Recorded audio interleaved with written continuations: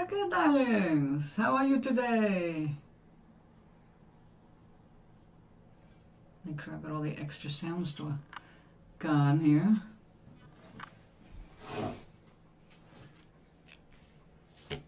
What are you up to? I am trying to get some cards done. I thought I was done, and I'm definitely not done. People have started giving me cards. It's the hazard of the holiday.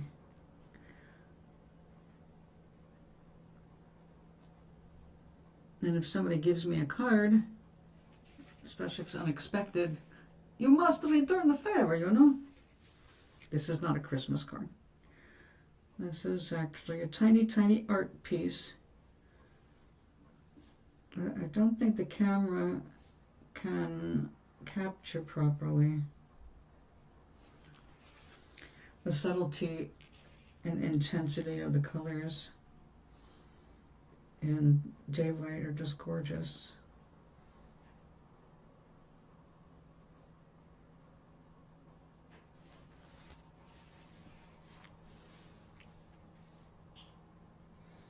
I didn't know where to go with the center of it. I may change the color of that yet.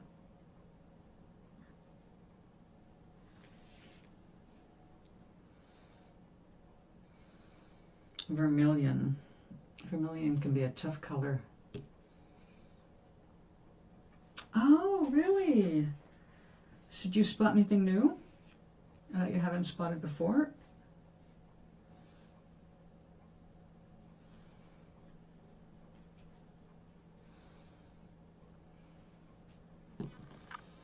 I don't know if you were here when I discovered it, but I have a couple of eagles that come here. They live down at the river, apparently, because they fish. But the fishing must not be all that great and are polluted into the river because they've been hunting for other birds and squirrels and whatever else is out there loose that they can catch. But the coolest thing about it was when I saw the first eagle. It went right by my kitchen window, and I'm going. And then when I told a friend about it, she knows all of these nature things because she worked for the government with nature. She's really into it. It's part of her being. And she said, you must have a river nearby. And I said, yes, indeed, I do. 40 years ago from here, I might have been able to see it from atop the hill. But no, not anymore. Also, the river's dropped a bit. In any case, that's where it is. But the other day, well, the other day now being about 3 or 4 weeks ago, I was in the kitchen and looking out my kitchen window because his face is east and I can see the sunrise. An eagle, I don't know male or female, but a white-headed, bald-headed eagle, came right up close to my window, looked straight at me, and then flew away. It was like, oh my God. How cool is that? And then since then I've seen a pair of them out back. Now I know that we have had, for the last few years I've been here, a pair of hawks that live very close by. I've seen them in the tree and they kind of perch on the roof over my apartment. And I've spotted something else, so an owl, and one thing I thought was a falcon, but might not be, might have been. I'm not keen vision, you know. I can't count on everything, so I grab the phone, which is the fastest camera I've got nearby. And if it's something that looks like it's going to set a while, I grab my Canon, because that's got really good optical zoom. So I try to capture it so I can identify what it is. And half the time I still need to send it out to my friend out in Arizona.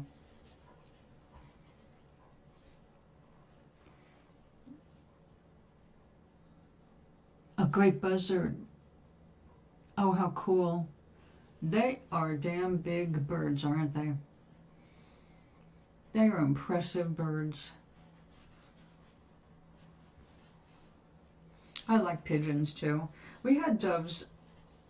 That's what they called them down south.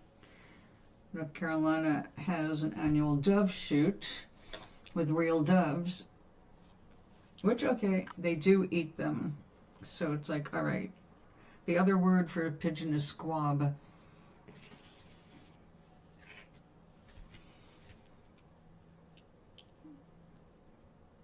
A bustard or a buzzard? Buzzards I know. Bustard I don't know.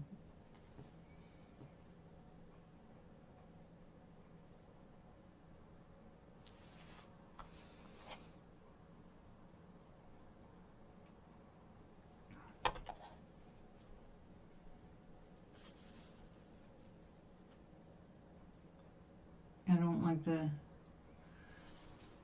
my vision is not helping me today. Oh, seagulls?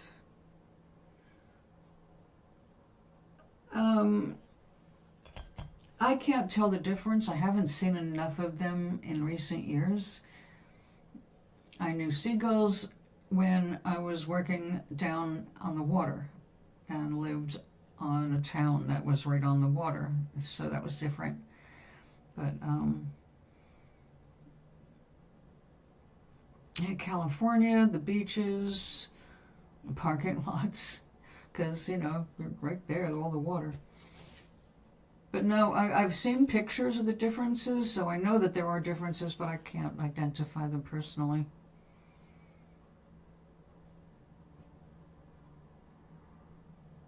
I like all of them. I just have limited exposure to them.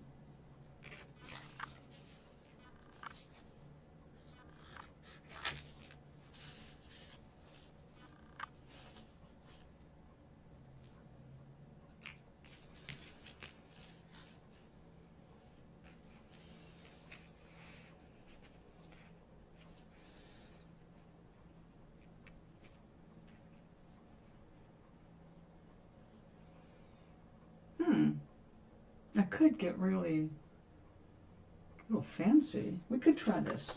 Let's try it. I'm crazy for doing this. But I can't resist the challenge. Ooh, right there. You're what I need. Of course, I don't need that much of you.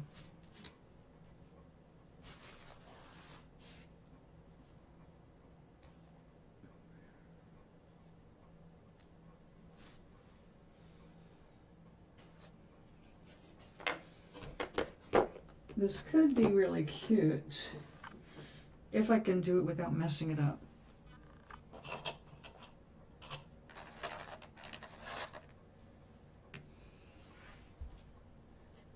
Oh, really?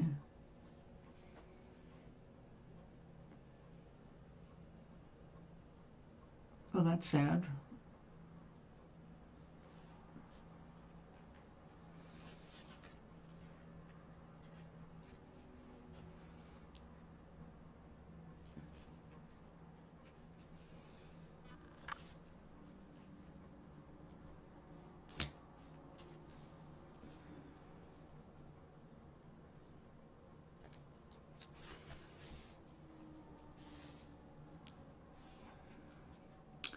Well, I could use this glue, and the bond would be instant. But more difficult. Let's try the more difficult one. But just in case, I'm going to go and heat this up. Okay, heat up.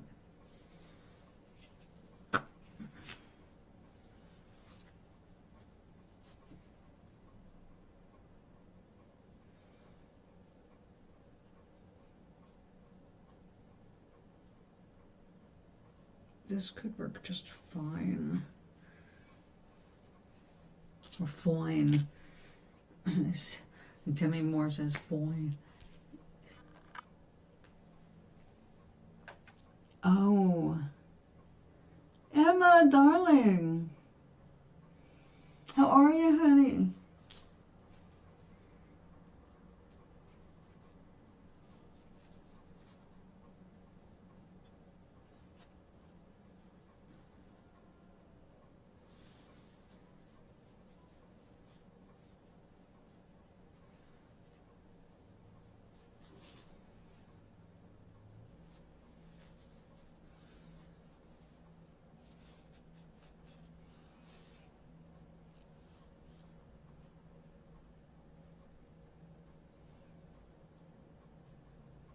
Come on. There we go.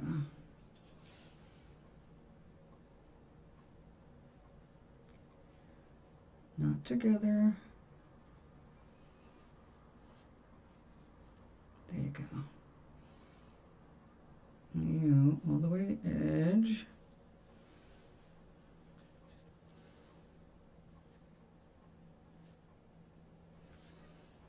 All right. Let's hope this works. If I can just not touch it for the time it takes to dry.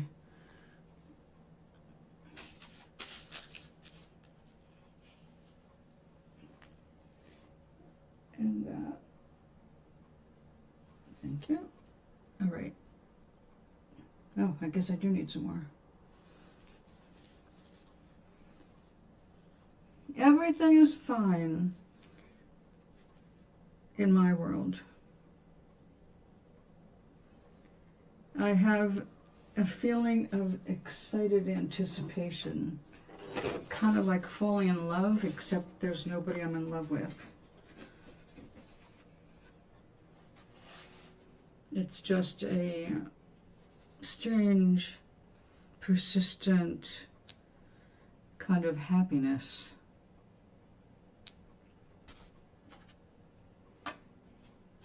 Like something's coming, something good.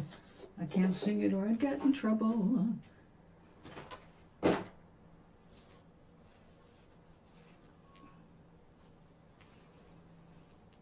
I'm working on my holiday cards. I learned a new couple of recipes. Now, we have had this dilemma here where I live. Every month,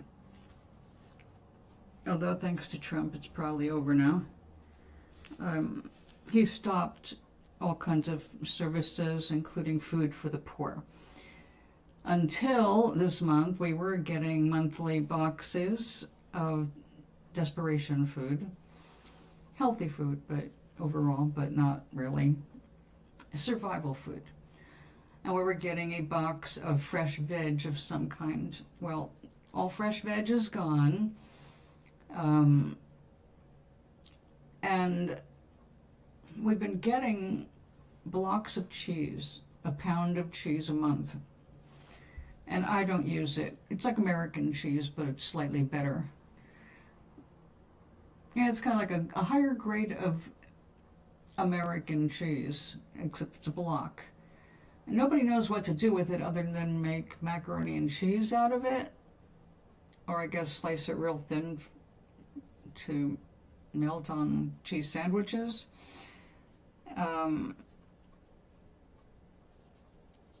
So I found a recipe to try that uses 2 cups of the cheese. And I'm really excited to try that because it's a snack cracker kind of a thing. Made with the cheese, a little seasoning, and Rice Krispies. Kind of like, but it's not a Rice Krispie treat. But if you do the gluten-free version, it spreads out to become a thin, cheesy cracker. I was like, oh yeah? People around here would love that. Well, all of the cheese we've got in the refrigerator right now expired in May. It's good until it molds, but we haven't been getting fresh batches of cheese because production apparently was, halted.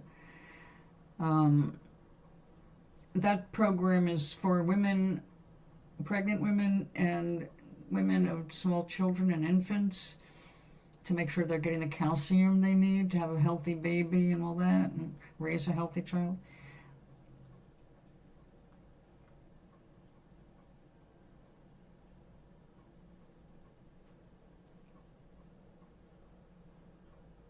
Santa's coming. You know, I did not grow up with Santa Claus, so I don't get all that excited about it now. Santa has only forever, for me, has been a commercial holiday kind of a thing, because I spent so many years making stuff to sell at street fairs, which meant we had to cater to one of the two busiest seasons of the year. The two biggest sales seasons in America are Christmas and Mother's Day. Mother's Day. More than Easter. But Easter, of course, is another big one. You never had Santa. Yeah, I did not have Santa. And I don't know if you'd want to eat this cheese in one sitting. It's not like sitting down to a good cheddar, you know, or a quality. It's a bland yellow cheese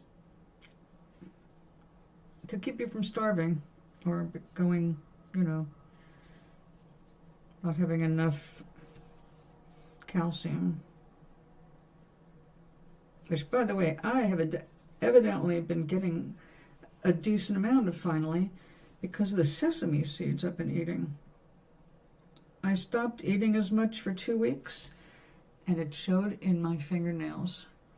The good news is if it's showing my fingernails, it might be going back into my bones where we want it.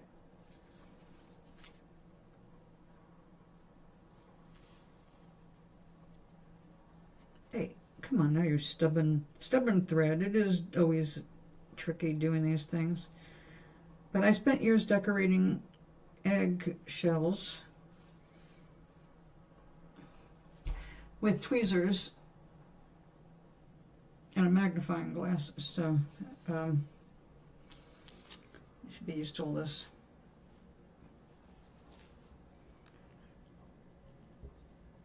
Cottage cheese I can't even look at. That looks to me like one of those disgusting things on the planet Earth. I have never liked the texture. When I was a kid, I was served a dessert called ambrosia, which was made with it. All I remember was that gritty texture when I was expecting whipped cream, and I was ruined. My ex-husband ate it, so I did buy it. But that was pre-internet. Now I can look up things on YouTube and get excited about trying things I thought were gross before because I've got a new recipe to try.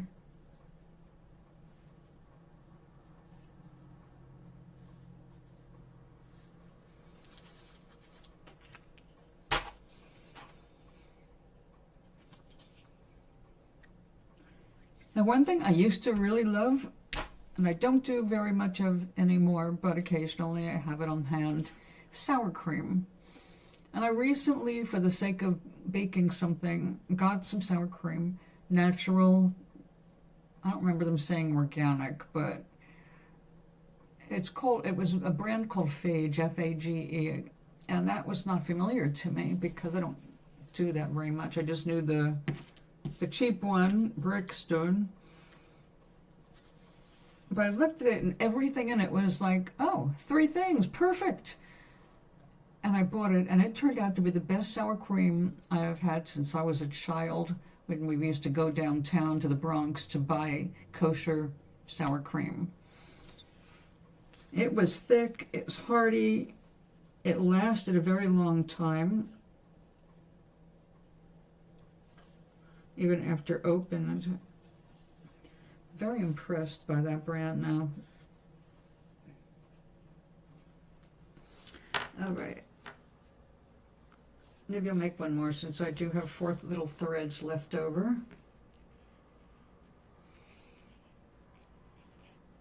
Oh yeah? Well, I do love a lot of different cheeses.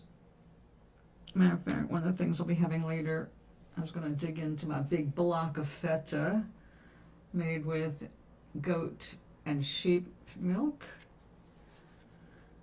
That is my favorite.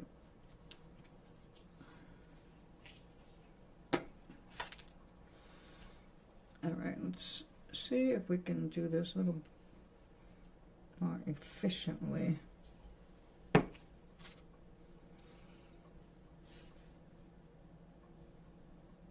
So how is work?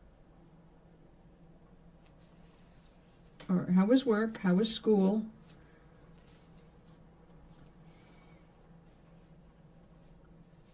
How is the opera? Oh, that was not enough to make that stick. Some of the gun. All right, let's get some of the sticky stuff down on there. Hey, let's get a little more sincere. Where? Stay.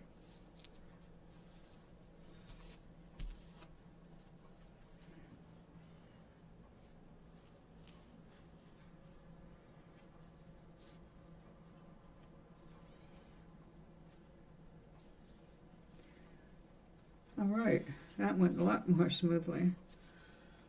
For future reference, now I know what to do. You're all done till January. Oh, holiday time. Yay.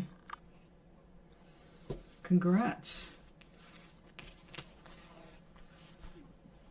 Being retired, I forget. Every day I have to give it different meaning.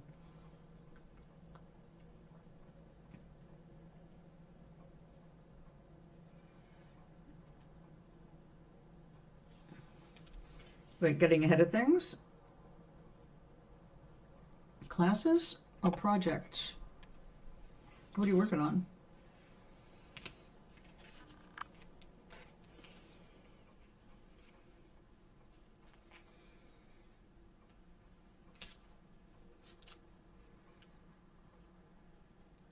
Come here, you little one.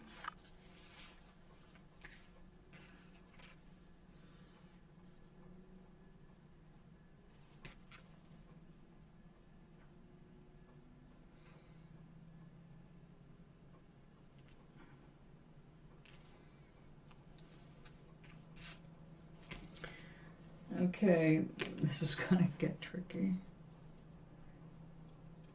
I don't want these to be like exact balloons. I want them to be a little rough.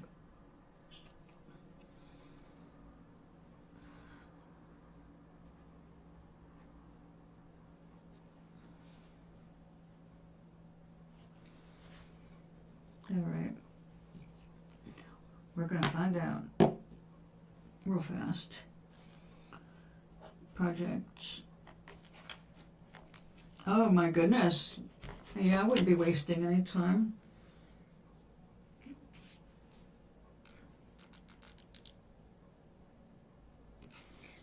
Not with that kind of agenda.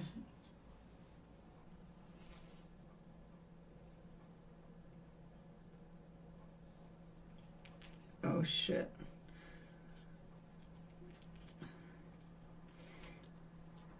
The thread's not my thumb. Thank you very much.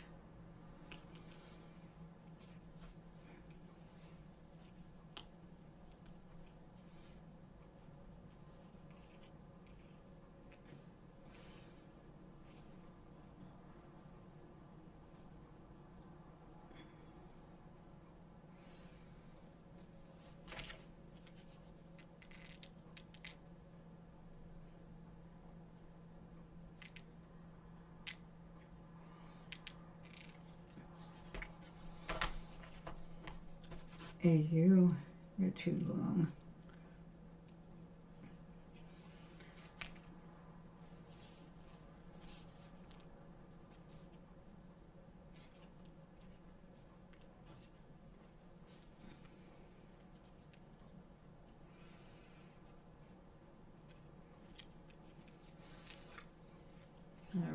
want to leave the strings a little longer.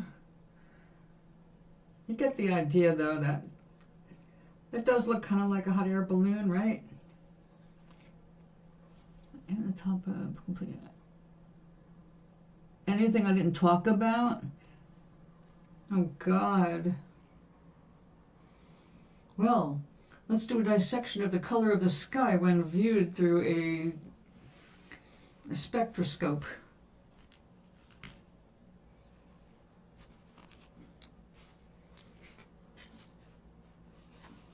Just for the hell of it. Because you never talked about the color of the sky.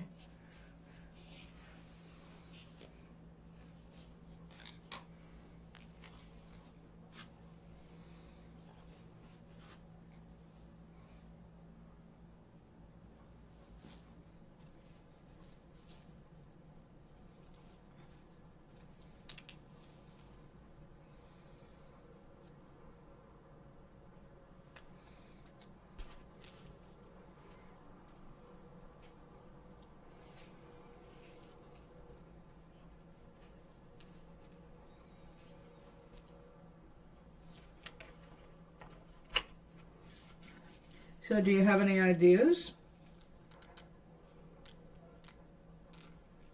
to get it started?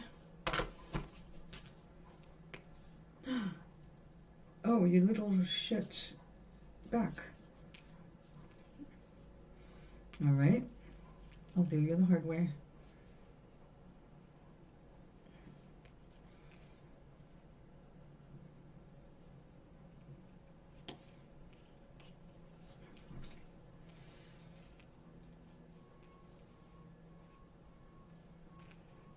That's right. I'll reverse engineer you.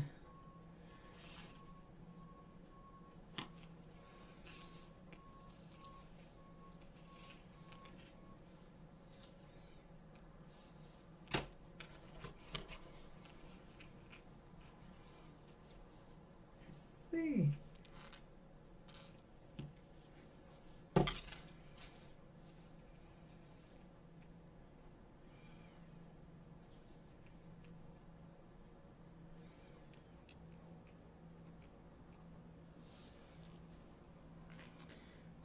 It's flying.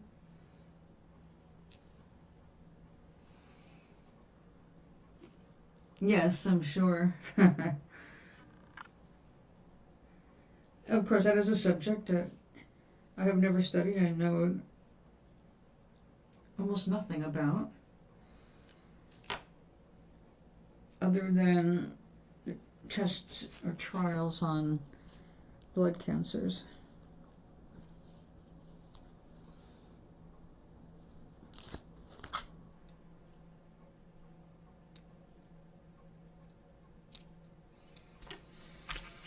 All right, let's give it a go. Yeah, you too. Oh, that was overkill for sure.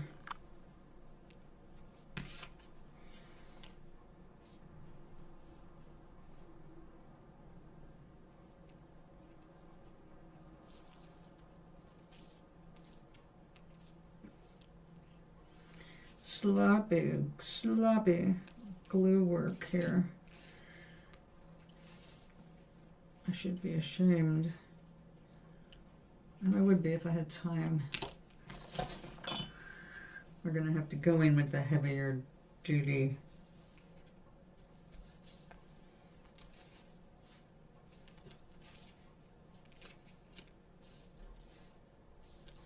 Well, it's getting to be the time of year I need to replace my tablecloth here. And I thought I had one in reserve just for this purpose. I went looking for it and discovered that, oh, Ray, you gave it away. A good example of don't give away the bricks you need to build your own house before you build it. Okay, that's a little tall. I did want it to be, you know, kind of three-dimensional, but now I don't know if that's going to mail well.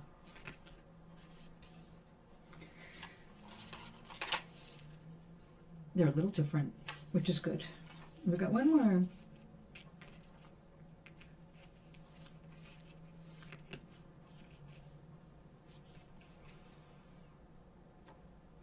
Oh. Shame on you. You looked so good too.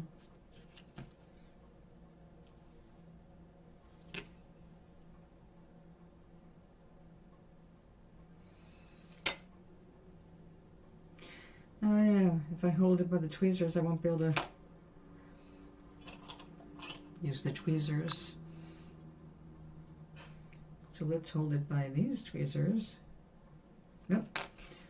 We'll hold it by these tweezers. We'll try to hold it by these tweezers. And use these tweezers to get myself all kinds of stuck.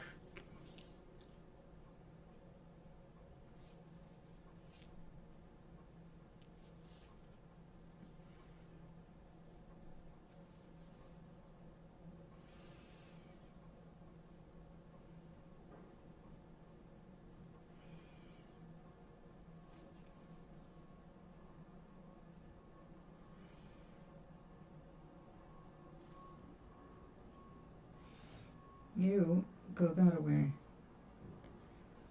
Not that way.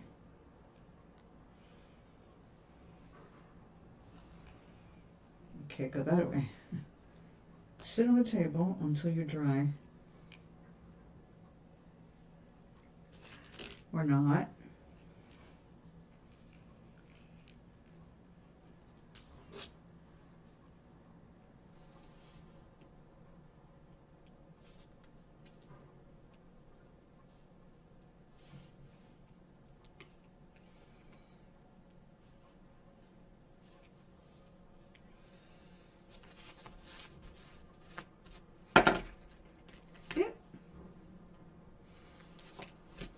Look at it and have glitter all over the table.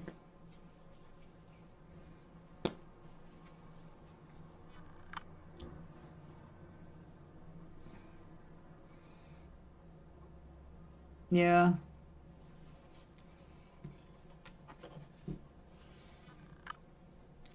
I have a friend who has been fighting my multiple myeloma. Is that what it's called? For years now, and her husband was my friend many years ago. We were partners in starting the Connecticut Songwriters Association. There were 7 of us. He and I were 2 of them, 7.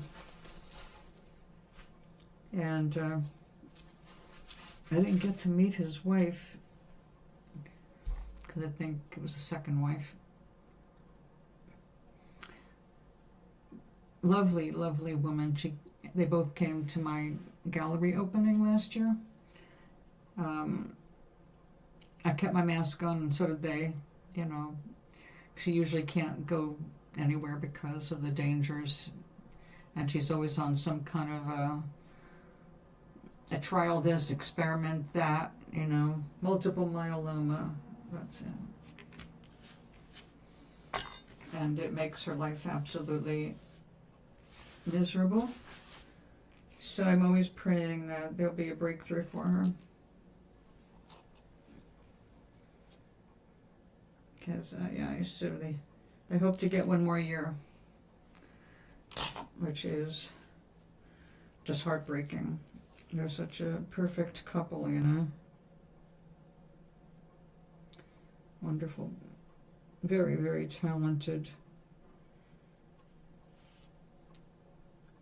She's a ceramic artist. He's an award-winning songwriter.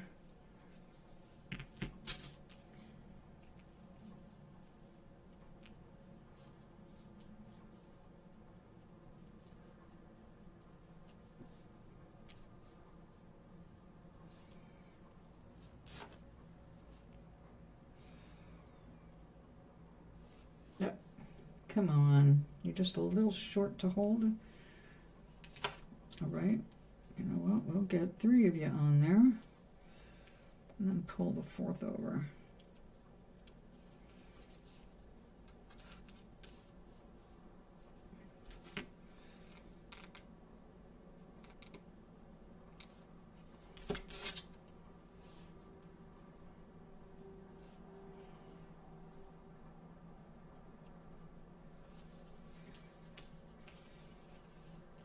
No, don't get crazy. They got crazy. Stay.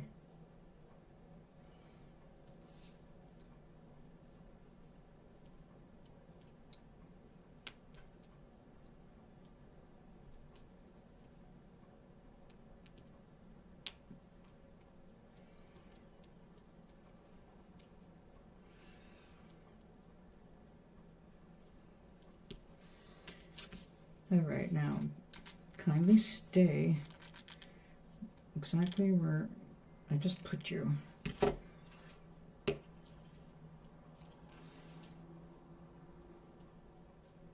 And now let's go.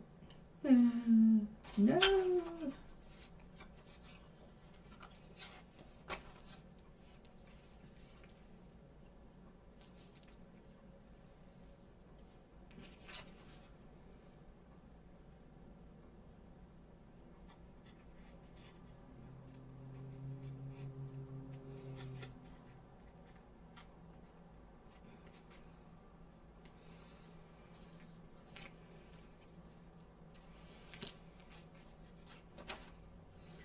All right, it's acceptable.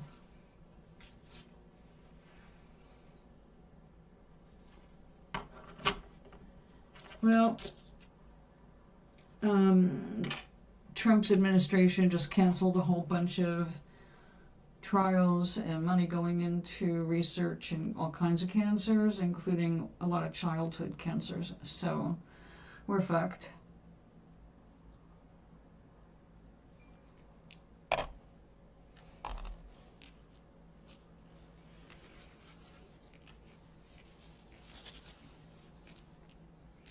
Now we have children, infants dying from the fucking whooping cough because people are refusing, they're afraid of getting their children vaccinated.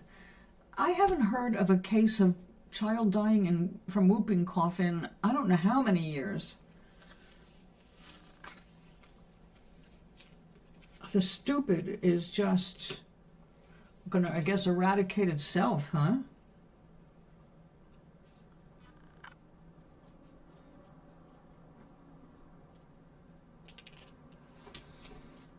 I predicted when all this shit started hitting the fan that come next year, there's going to be a lot of very sad Republican families.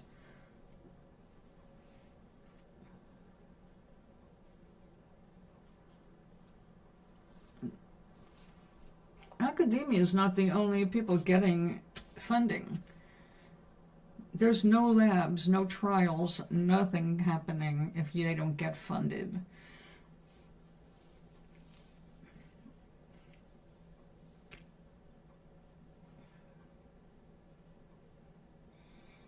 If you can't test your models, then you don't go anywhere. I mean, you know that.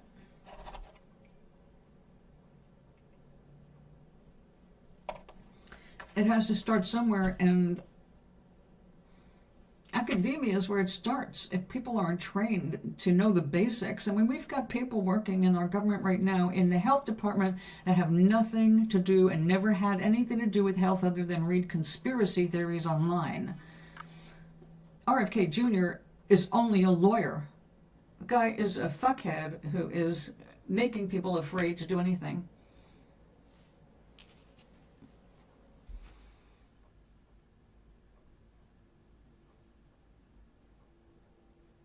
Yeah, that's it.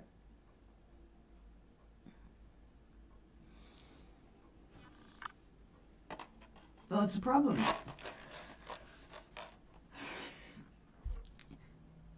You can't throw everybody smart out of the country because we dulled down our own education system so seriously that we need other people coming in who have better education, because our educational system has been sucking. Not because everybody is over bloated, but because there hasn't been funding for education. They've been cutting it for the last 40 years systematically. Why do American teachers have to put money out of their own ill-paid pockets to buy supplies for their children, their students? Why? Why should a teacher ever have to come out of their own pocket to provide what their children need? That's part of the syllabus even. It's like, that's bullshit. Absolute bullshit. But anyway, I'm not here to talk about that. I don't have children in schools, thank God. I had the foresight.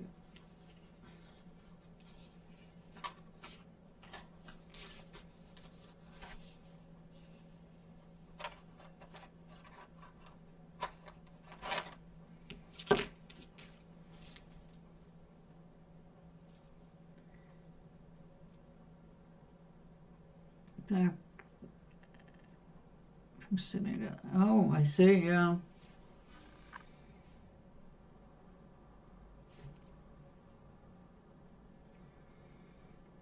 I agree. If you're not busy enjoying your life or doing what you love to do, doing what you're passionate about, all the money in the world is not going to take the place of that. Our lives are more than about money. And we have gotten too far away from that reality and made it about money, what we have instead of who we are.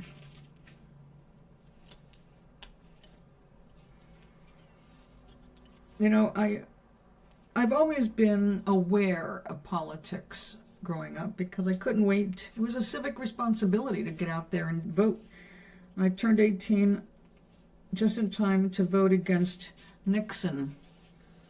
We got rid of him another way, but yeah, I was voting against the Vietnam War, not against the Vietnamese. They are, everyone I've met from Vietnam has been lovely. Anyway, I've been aware enough to make sure I know what I'm voting on and who I'm voting on. But it usually ended there because I've been of the same mindset that you grow up, you learn what you can about your candidate, you can't trust him anyway, and do your best, you vote, and then it's up to them to take care of shit. That's why you're voting on them. You're putting them in power so you don't have to think about the everyday things like how the post office gets its funding or anything else. It's not a part of our daily routines. We go on about our sweet ways and don't think about it. But at this point, if I were 20 years younger, I'm sorry I do not have Bernie Sanders' stamina, but I would be involved. I would actually run for an office locally because it's the right thing to do right now, is get involved, get active. We have rampant fascism. Our country is doing its best to erode other countries' principles in that area. Anybody who is anti-fascism is now the enemy. So we know what's going on. Same thing that happened in Nazi Germany. So yeah, I would be involved, unfortunately, or maybe fortunately, because I'm a loudmouth. I'm too old. There's only so much I can do. I show up for demonstrations. If I had to go on a long march, my blood would not handle that. So, you know, I'm limited nowadays. But I get involved in other ways. Things that are a little easier on the body, but still use my mind. I don't just do doodles, you know. But in any case, no matter how much money you have, if you're not enjoying your life, what the fuck does it matter? You're not living. You're just making money. But if this guy is doing all of this because of his passion, more power to him. Money is not the important thing. his passion is. Having the money just gives him the freedom to do what he wants in that field.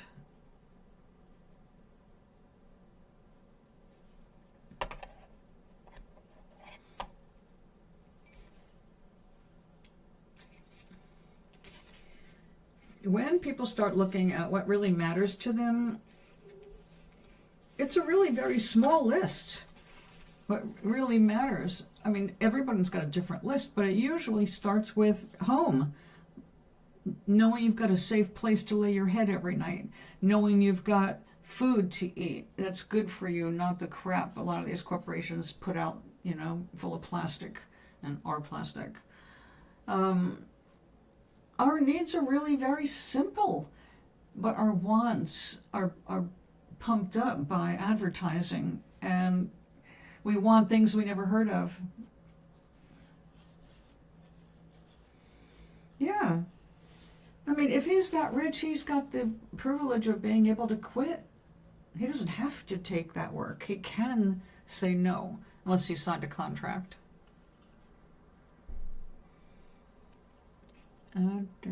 Part of the conversation gets cut off because of the stupid little heart at the bottom of my screen here. So I keep trying to read my big screen. I don't think I could survive working unconventional hours, but that's why I tapped out. Oh, yes, I can understand.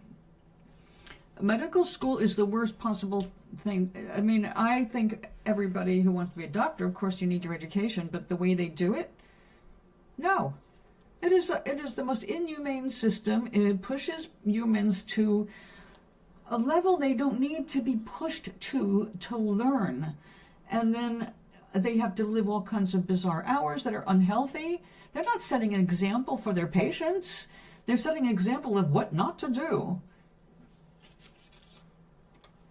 So I can see why more people would drop out of medical school. And frankly, I think a lot of them should, because I have been running into more doctors as an adult who don't give a rat's ass.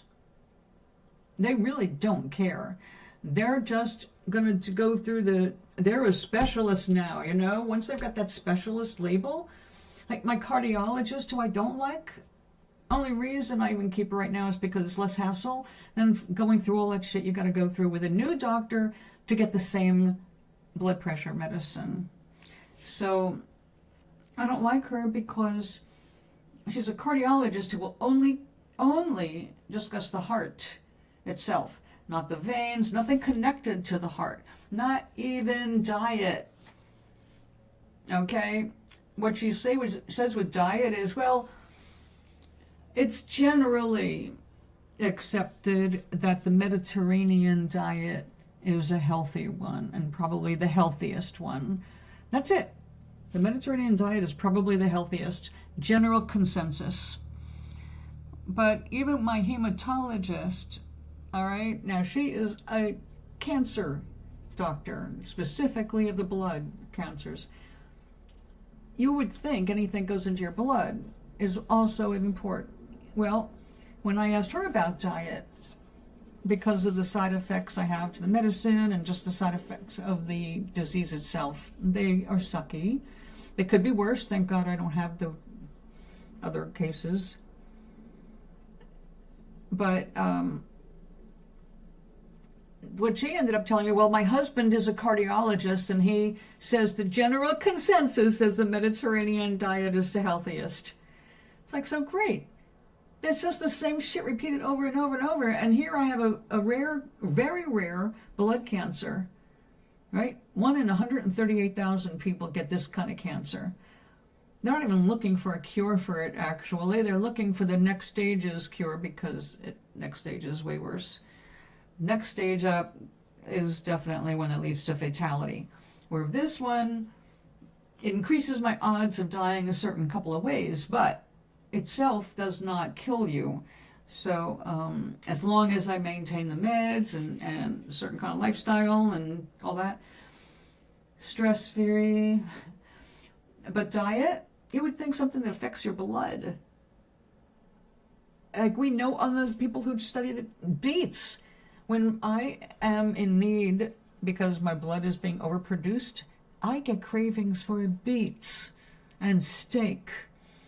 And I don't give in to the steak because I eat very little beef. But, I mean, occasionally I have a hamburger when I go out. But that's very occasional. I get cravings for certain things. And there's no way not to make that connection.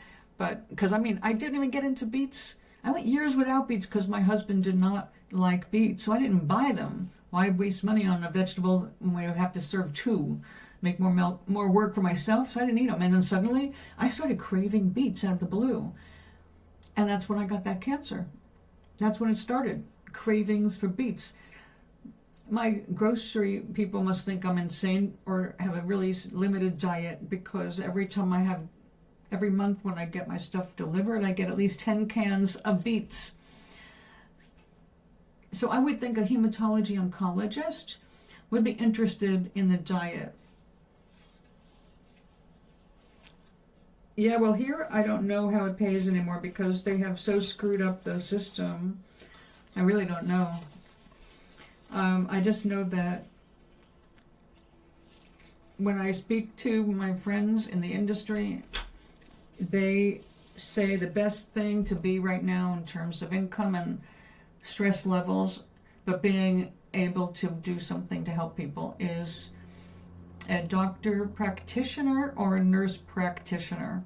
You get certified in those.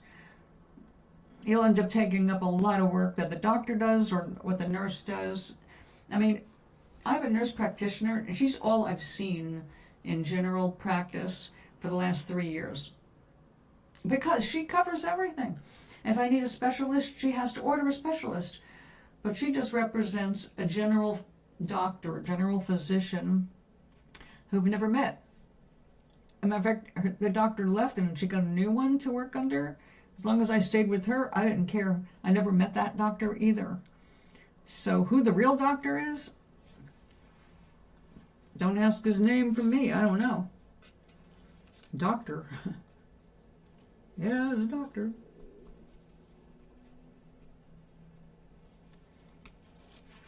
But that's right now in America, right? We've got an administration that just declared what they consider women's jobs as not being professional. So now all of a sudden, nurses are not professionals. They're not considered professionals. They're not entitled to whatever goes along with being considered a professional. I bet all those nurses just loved that.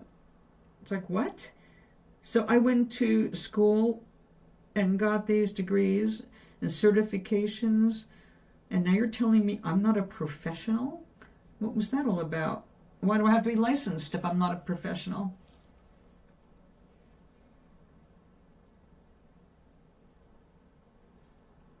Oh, beets.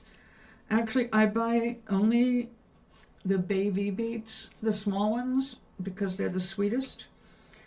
And every time I open a can, I just open it into a container, stick it in the refrigerator, and I just eat them straight out of the container.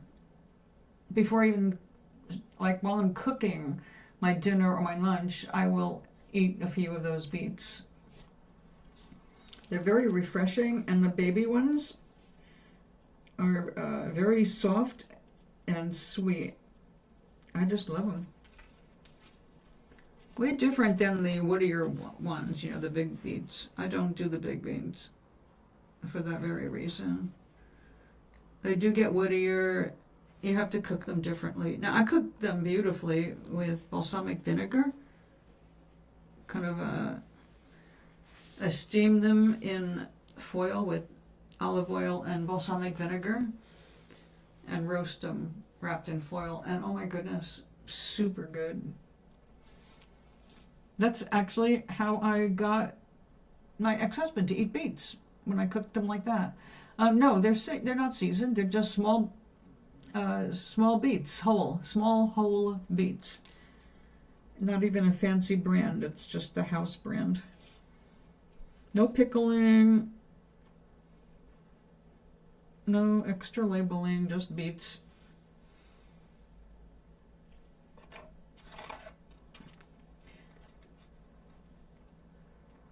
That's good too. I haven't done it with cumin. I do love cutting them up into chunks. I put them in a salad with feta and pretty much whatever other things I want to throw in a salad. A lot of beets and cucumber. If I have any cukes, those are really good too. Look at that, a big snot. I knew there was a problem. It dried like a slug. I was clogging my porthole here.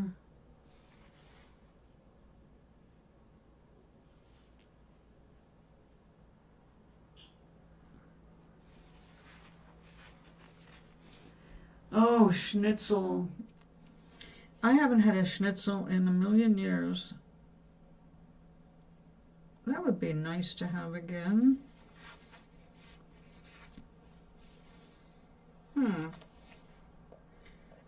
I did just buy 3 thinly sliced pork chops. I wonder if I could schnitzelize them. Or 1. I do everything for 1.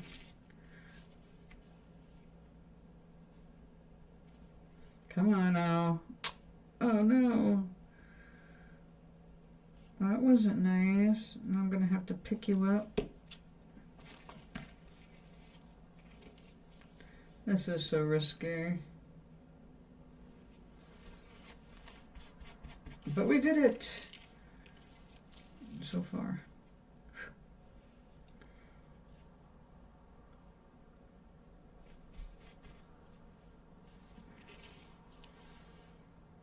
Sure, you would do that. Well, now that's going to be a nice heavy border. Let's see if we can get back to thin.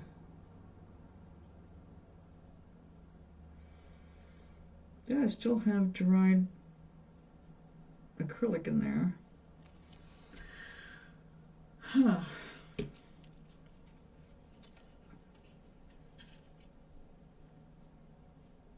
Well, I guess we're just going to thicken this up a little so it doesn't look too weird.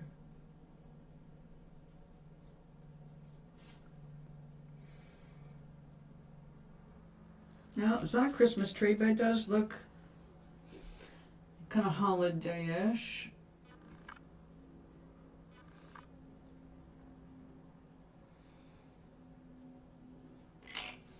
All right. You're dry. I will have to write something on this later, but I will probably make an individual inscription for each person getting it. But this is the kind of thing I'd like to leave with a tip when I eat out. And I am planning on taking myself out this month. Not sure where I want to go. Someplace different. I'm so glad I'm not one of those people who can't go out without another person. I know a lot of people who can't eat in public without somebody with them, and I have never had that problem. I guess because I spent so much time alone in New York.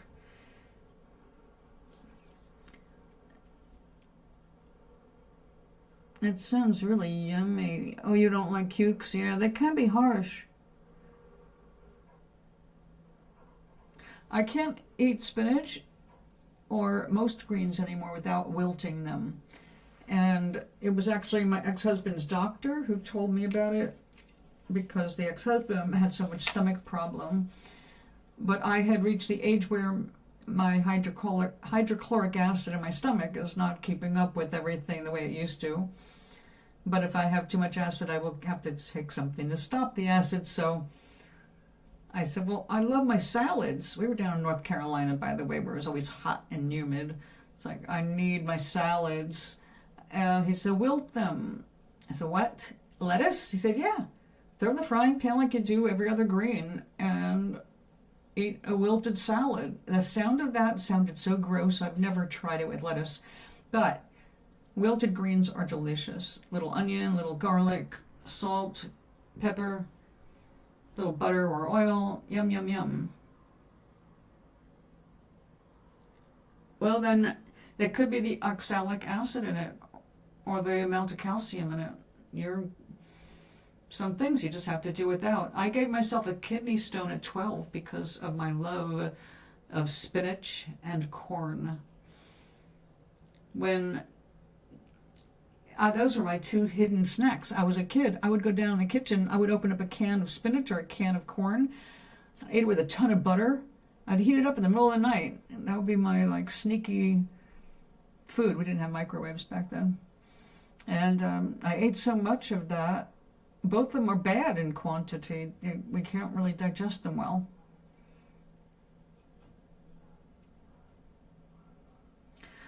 Well, you're going to have to come up with something different. Spinach is not, as much as we can love it, it's just not always the healthiest choice. And obviously for you, it's not a healthy choice. Why punish your stomach and your gut? You need vitamins, and if you're rejecting them, that's a problem. Also, oxalic acid can block the absorption of other nutrients, which could be part of the problem that's really going on.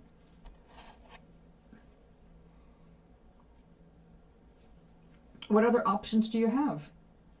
What other green could you try?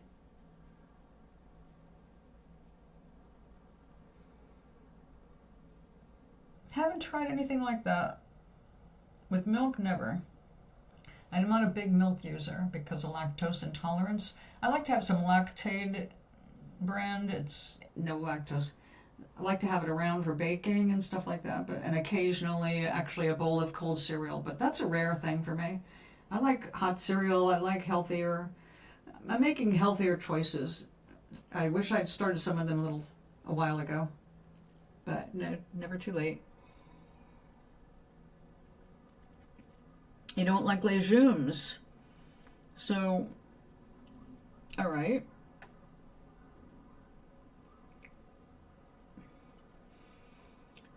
Okay, well, we all need iron. Why don't you just take a supplement? You don't have to force feed yourself. Why do that to yourself? If you don't like legumes, and a lot of people have a problem with them, if they're not cooked properly, they will not be digestible. They can actually become toxic. Lentils must be cooked. All beans must be cooked. You've got to get them up to that boiling temperature, or the enzymes will not break down properly. So, and same thing, actually, corn on the cob, corn is not digestible the way it is. It's got to be turned into like hominy. It's got to be exposed to, I think, lime to make it break down enough to really get all the nutrition from it. So as much as I love corn, it's something I eat when I want to make sure that everything goes through me. You know what I mean?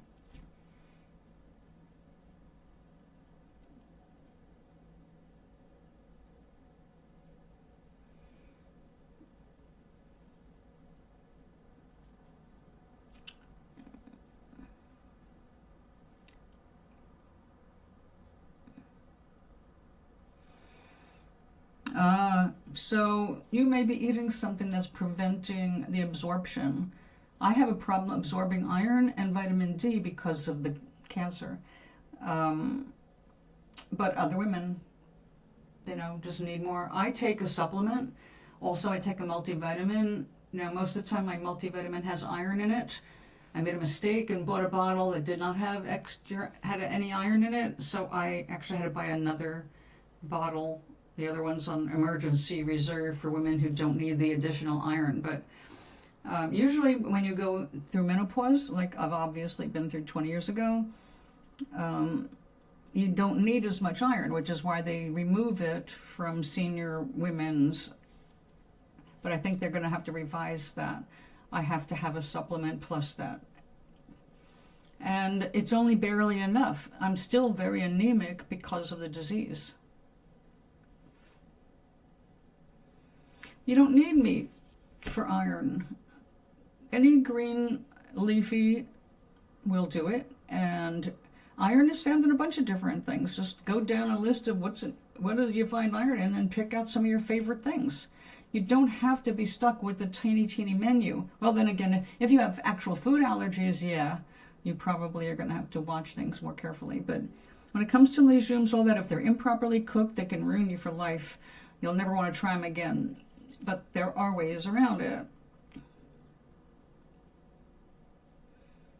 Well, again, generally, you have to change your habits because your habits will change you. And if you have bad habits, they're not going to change you in a good and supportive way. So I have periodically had to, actually pretty much I'm always re-examining my diet because different things have happened over time, you know. And like I was so worried about osteoporosis when I started menopause that I started taking calcium. Thank God, just a small dose. But I started taking calcium because everybody was saying, oh, you need the calcium, you need the calcium. Well, I went and had a blood test done. Thank God I'd only been on the calcium for a couple of weeks. And it turned out my calcium was spilling into my blood serum where it's not supposed to be. And I had to go off the calcium right away. The only way I seem to be able to absorb calcium is making sure I stay up on my vitamin D and eat cheese. I have to eat dairy for my calcium. And you know what's really helped me? Sesame seeds. The sesame seeds, when I stopped eating as much for 2 weeks, my nails started splitting again. After becoming really strong, suddenly they're going, what? What the hell? It's the sesame seeds, I eat a cup of seeds a week. I'm not telling everybody to eat that, but I make it that candy crisp, you know, with the maple syrup. And that has apparently been helping me a great deal with natural fiber and calcium.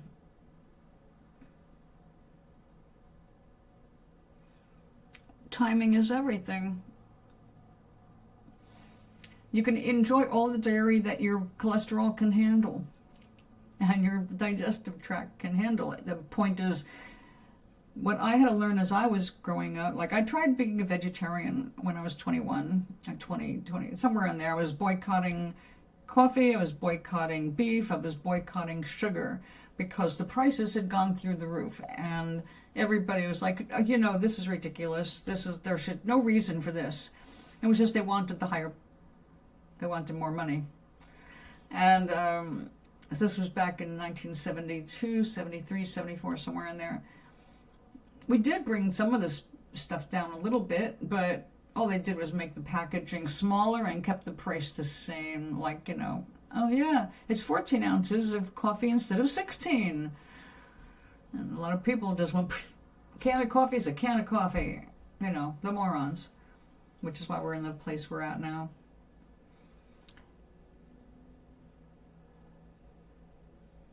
Well, first of all, the more you are doing it through your food, the better. Some things go together very well. Now, see, I'm very sensitive to L-lysine and what's the other one? Glutathione? No.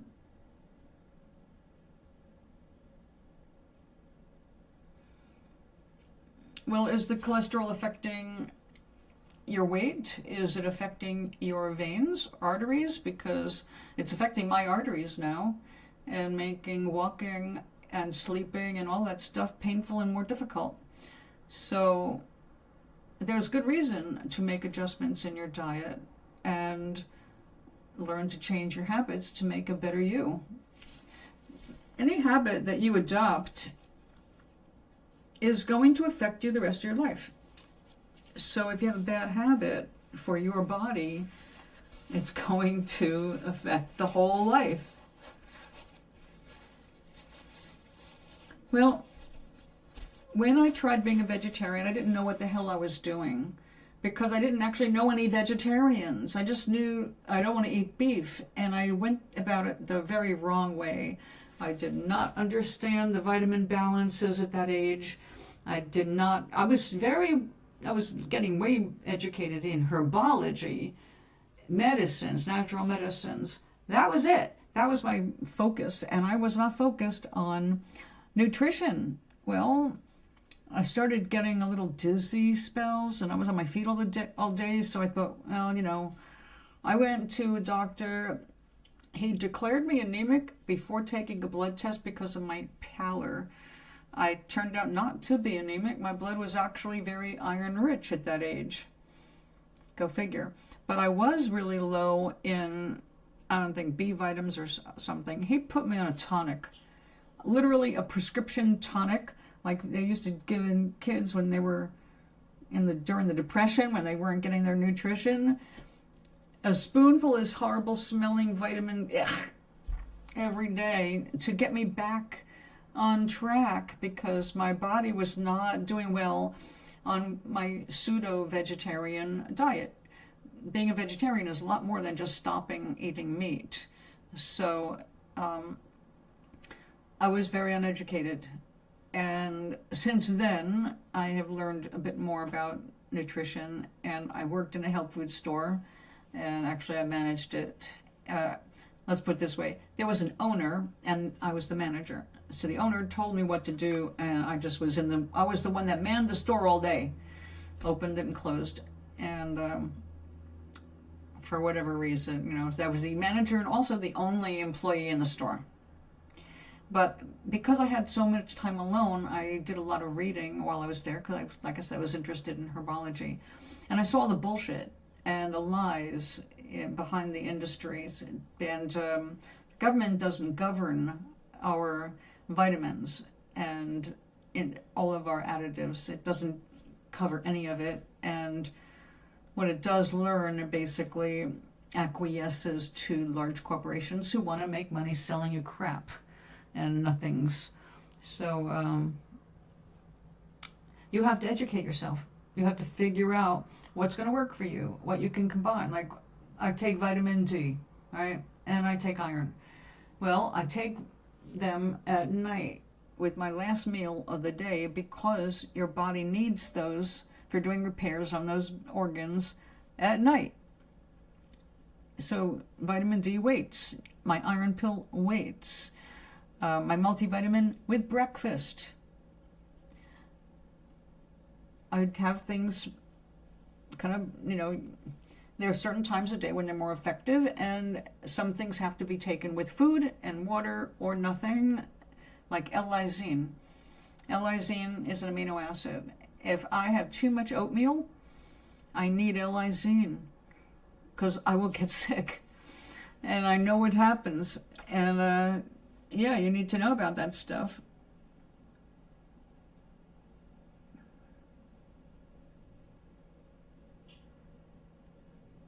Well, I'm glad that you live in a place that you can enjoy raw yolk. We certainly cannot do that in the United States. The chance of salmonella gets higher literally every day in this country because of the lack of inspections now. So that goes for the chickens and the eggs. I take my B&D. Yeah, but the D is not energizing in the same way as the B's. The B's are completely different. The D you want to take at night for the sake of your liver, because it works in your liver, and your liver is doing its repairs at night between 9 and 11 p.m. approximately. We actually have a biological clock, right? It affects medicines, it affects our vitamins. So just like my blood pressure medicine, the best time for that, if you're only taking it once a day, is nighttime. But mine is a split dose, so I take one in the morning and one at night. Aspirin, baby aspirin, you can do it either way. I like it when my cortisol levels are going up at night, which our stress levels go up our cortisol levels, not stress levels, but they're associated.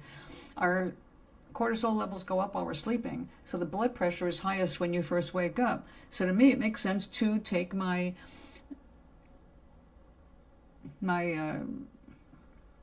baby aspirin every morning with my blood pressure pill. So if you look up what you're taking, the best time of day to take it, you can find out. So vitamin D, don't take that with your bees. Take that at night. Bees are energizing. You don't want to take them before bedtime because they will wake you up, except for B12. If you're taking some separate bees, I take B complex in my multi, but B12 I have on hand for if I want. Sometimes I just need more B because of my blood, but I do that at bedtime. And sometimes you get more colorful dreams, literally colorful, when you have more B12 in your system at night. At your age, why are you taking fish oil? Why are you taking all of those pills at your age?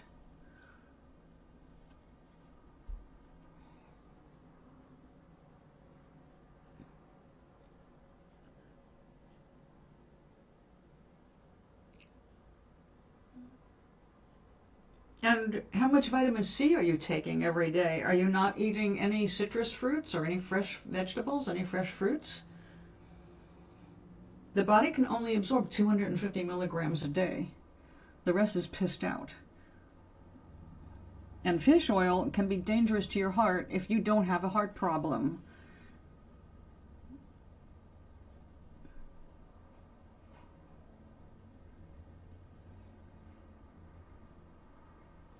I have a feeling that you are doing a lot of pissing away your vitamins and your money.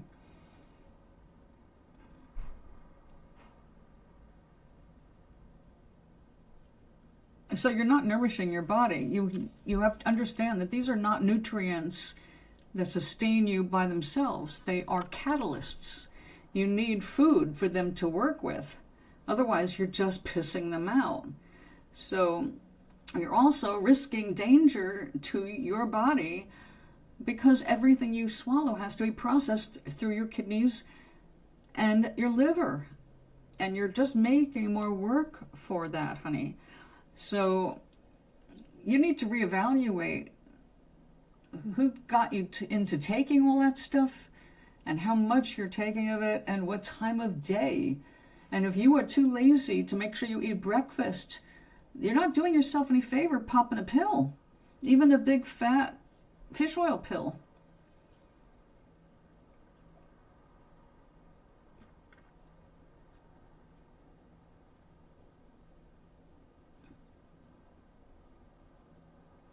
You need to take better care of yourself. But I am not your mother. But I do have experience in that area, so I'll just leave that as an idea for you to research on your own.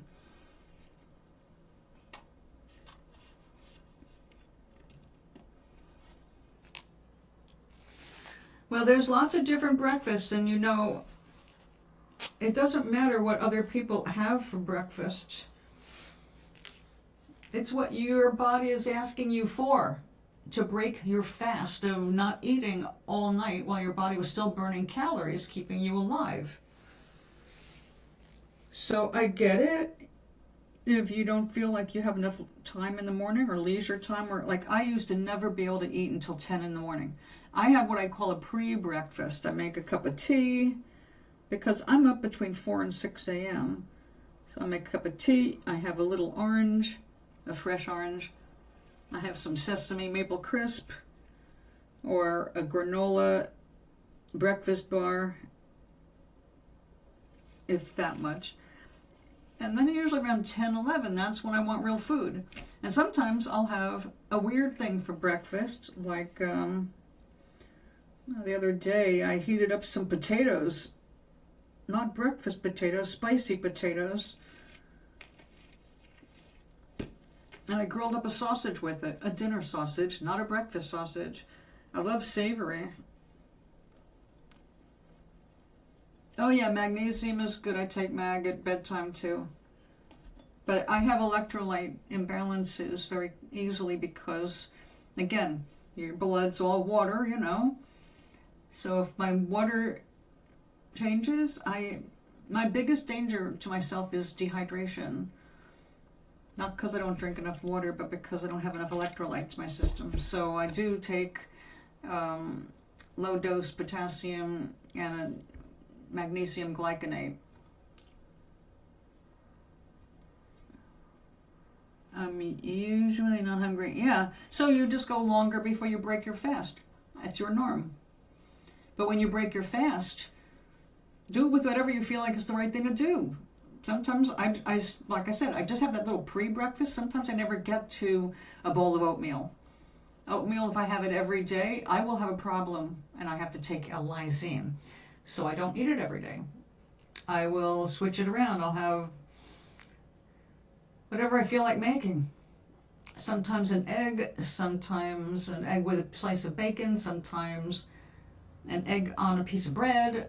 I mean, it varies. It depends on what I'm in the mood for. Another day I had spaghetti for breakfast. It was great.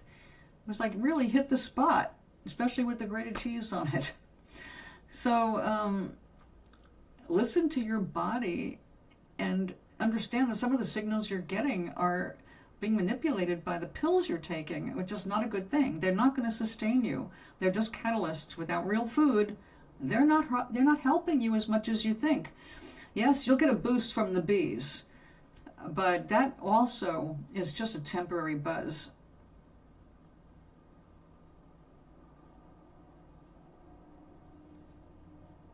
At home, I only eat warm food for you. Oh, me too. Unless it's summer and it's really hot, and then I'll do salady things. But I like a hot meal. I like a hot breakfast, I like a hot lunch, and I like a hot dinner. So like last night, I made, actually last week, I made a big pot of lentil carrot soup. And it cooked all day. I roasted some stuff, I simmered some stuff, I made a big pot.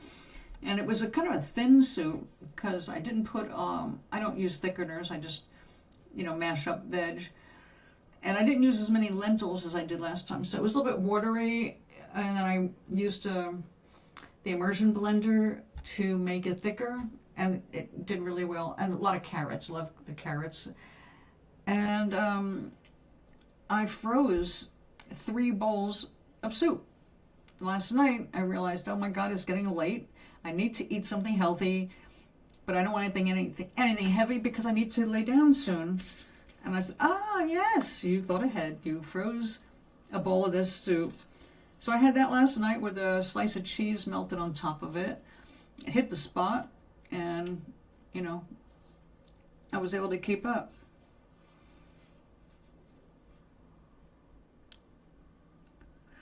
Yes, some people do. I'm not a mayo user. I did buy a little bottle of it, partly because I had the excess credit to go ahead and buy a bottle of it, but also because I've been looking for fast, easy ways to eat food, get a little extra protein in, and one of those fast, easy ways with protein is an egg, as you know. But one of the recipes was whipping the hell out of an egg with a blob of mayo, and I was like, that looks absolutely gross. Mayonnaise and yuck. But I had to try it. I didn't use as much mayo as they used in the demo, but you whip up the mayo into the egg and put it in the microwave for a minute, and you get your souffle and you plop it out on a dish, and it's like souffle au egg without having to grease up a whole pan or anything else. Like, that's a perfect scrambled egg souffle, and it only takes a minute. So I found that the mayonnaise it made it good. I mean, but just plain with a little salt and pepper was fine anyway. It's just an egg.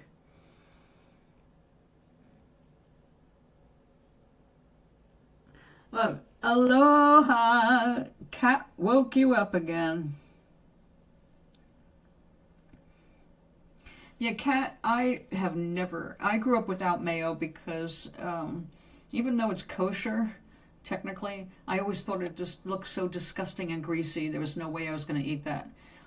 But then I saw gourmet, and I still haven't tried it, gourmet grilled cheese is done by, instead of butter on the outside, mayo. That's the secret in the restaurant. They use a little mayo instead of butter and grill the mayo side, not the inside. They don't put mayo on the inside. That's just cheese and maybe a little mustard. But the part that hits the grill has little mayo on it, and they said that elevates it. You would never know it was mayonnaise, but it elevates it in a way that is surprising. And knowing what goes into mayo, I understand. It's nothing but egg yolk, oil, and usually a little Dijon mustard, which has little vinegar in it. That's about it. You know, salt and all that stuff is in the mustard. So if you mix those up, instant mayo. So I get it. Mustard is really good with cheese. And it's just really oil and egg that you're brushing on your bread. But no, I haven't tried it.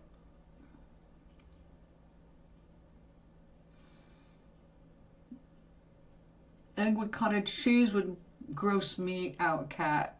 Sorry. I said cottage cheese. But yes, mustard is a really good base for the sandwich, but that would go inside. I wouldn't grill the mustard unless I was making it on a steak. A little mustard on a steak is very good. Okay, so this whole bit of blabbing, I managed to do these 3 things. I haven't decided what I'm writing on them. It'll be some kind of holiday greeting. May I lift your spirits? Okay, no more puns. These were done last week, and I took them out of my collection to mail because I realized I'm so short. I'm so short on how many I need to make that I needed some examples. Like, oh, well, why don't you just do some of these and let's get crackin'. I know that I don't have to do this, but we've got a whole month ahead, and Gloria has a whole month being alone in a nursing home. The thought of that just makes me sad, and so I want to shower her with paintings the way I did before she moved out of here and went into the home, which was I made sure she got 7 paintings a week. And well, that's a very important thing to note, Kat. It's a different, it's not as heavy in calcium or oxalic acid, so that could be the secret there. Have you considered trying sprouting things instead and using the sprouts before they get all that other stuff developed in them? You get a whole bunch of nutrition, but without the rest. I mean, what about arugula? Have you done arugula? That is so good sauteed. It's like a different plant entirely. That was what I was trying to remember. The rockets, like arugula,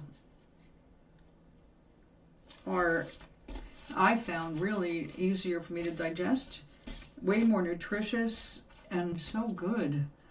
I love arugula raw in a salad or sauteed and put on top of, like if I have a piece of beef, I like arugula with it.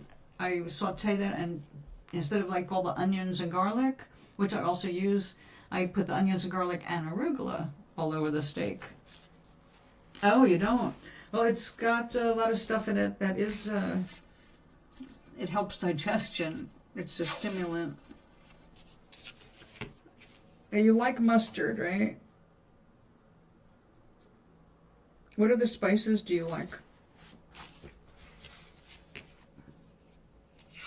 Like you said, you do pasta with a raw egg. What else?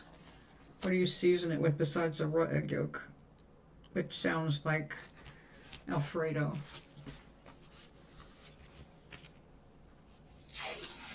Or Caesar salad, actually, that's what it is.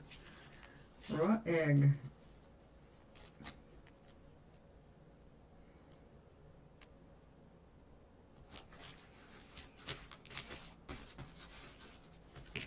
Cheese. Where did you get your eating habits from? What did you grow up eating? A lot of cheese?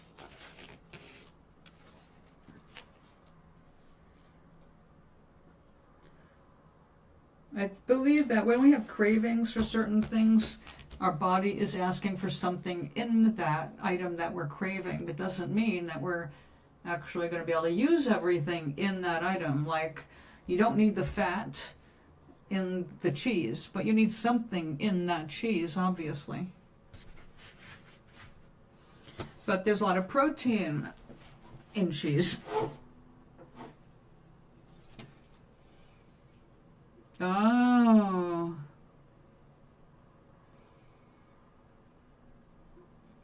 Well, ramen, yeah, that's student food, all right.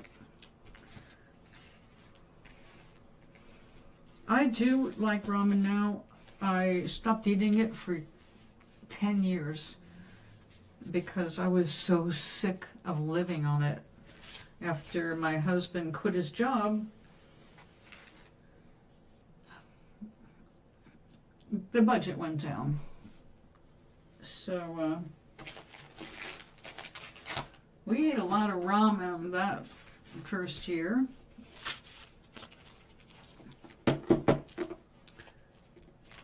Oh God, why would you eat raw chicken? It'll make you sick for sure. No one should eat raw chicken. Or you mean you're scared of touching or handling raw chicken? Or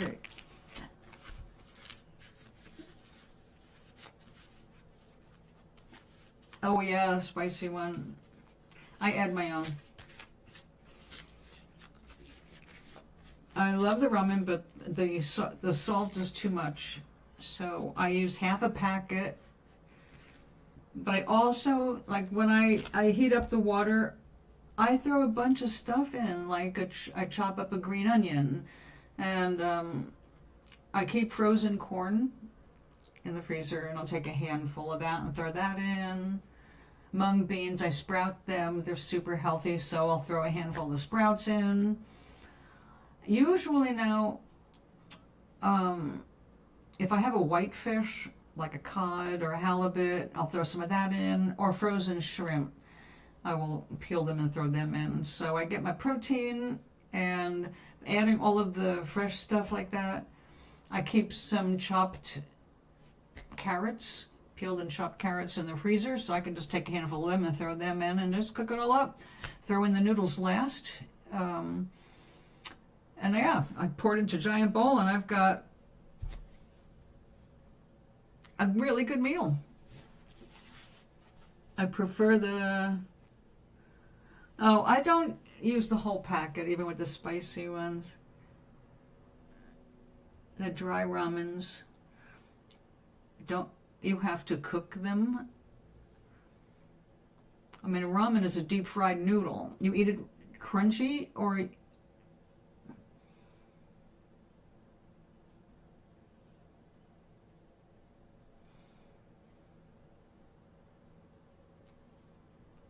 you just boil it and pull it all out and throw away all the liquid. I don't drink all of the juice. I make a big bowl, and same one I make my salads in. I have one bowl I use for all that.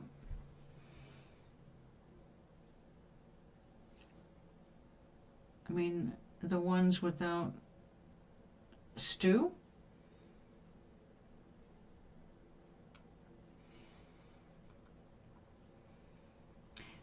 I don't know what you mean. I just get little packets of ramen or little cups of ramen, and I just take them all out and put them in the pot. Oh, I see. Oh, okay. Yeah, that I have only... I've done that with... actually, the one we used a lot of down south was a teriyaki kind of a thing, chicken or spicy chicken. I always got spicy chicken. And that was definitely a dry one. Yeah, you cooked it up with minimal amount of fluid, I guess, and then you poured your oil and sticky sauce or whatever, teriyaki sauce over it. Yeah, we ate a lot of those. You need a whole packet for that, yeah. Spicy chicken was my favorite. We did that about 4 times a week.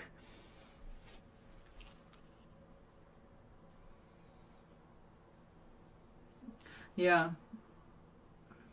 Well, I'm looking forward. Right now, I'm still using up all the packets because I got a good deal on them, like a dozen packets for, I don't know, but it was like 35 cents a packet when you got them 12 at a time.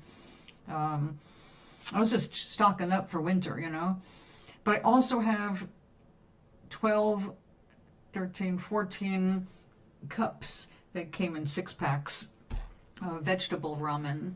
And I take everything out of the cup and put it in my pot. Oh, and mushrooms. I throw mushrooms in there too. And like, I've got some mushrooms I've got to dry. If you can't use them right away, just dry them and you can throw them in soups or ramens. But the noodles are all, well, I've got 2 different brands. And then I went to an Indian spice store, or like food store where they got real food. And I bought a bag of just the ramen. I could just break some off and throw it into a pot instead of have a, you know, individual serving thing.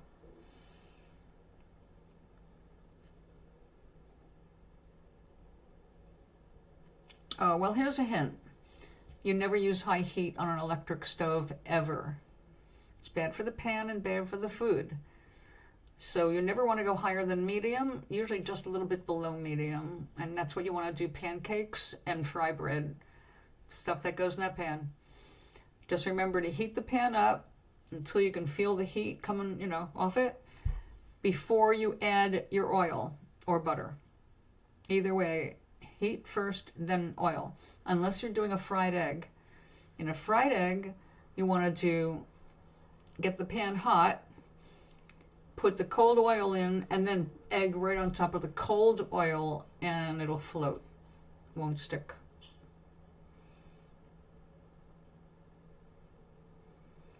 Now see, I've gone the other way. It costs so much to run an electric stove, and it adds so much heat to the house that I don't need. Because the best heat in my place is, actually where I'm sitting right now is the warmest place in the entire apartment. But also right next to my stove is where my heater goes, so it gets too hot in there. In summer it's really horrible. And it's an electric stove. You have to heat the whole damn thing for a little bit of food. So I only turn it on if I'm making the Sesame Crisp or baking a cake. Everything else gets done in the frying pan and my air fryer, because those are very efficient and my power bill stays affordable. Now you're in a dorm. It's a little different for you, but when you're on your own and you have to pay an electric bill, you're going to want to be aware of all of that. And it's, you know what, I hated an electric stove first because I grew up with and used most of my life gas stoves. I got used to judging the flame. I got used to knowing my pans and pots. So I understand, especially the fancy cooktops that you don't see anything glowing red to warn you. You just see a light saying it's hot. I find that a little disconcerting. I'm not used to those. But I have mastered the coil type of electric stove now. It's like, yep, most food, if you get it too hot, it's bad for the food anyway, bad for the pan, bad for the finish, and you're not cooking it thoroughly just because you have the pan too hot. Also, you can warp your pan. So, no, pancakes, first one's always what we used to call a flinger, because the first one's your practice one. Once the pan is good and hot, though, under medium, lower than medium, and never go above medium. There's just really no need for it. Yeah.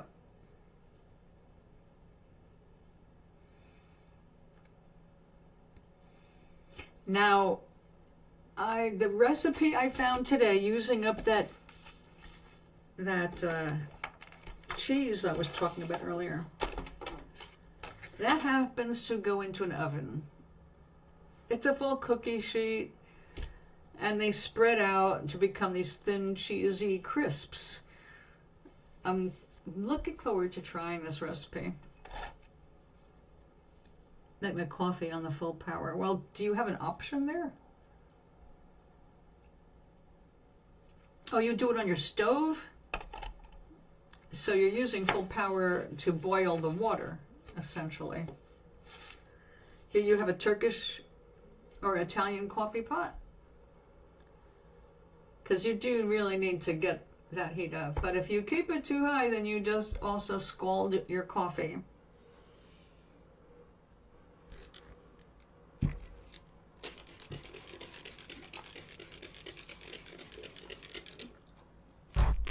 Oops, sorry. I didn't mean to do that. I love that Italian coffee pot. That makes the best espresso on the planet. Even when you make it with just regular coffee, it doesn't have to be espresso beans. That pot just makes fantastic coffee.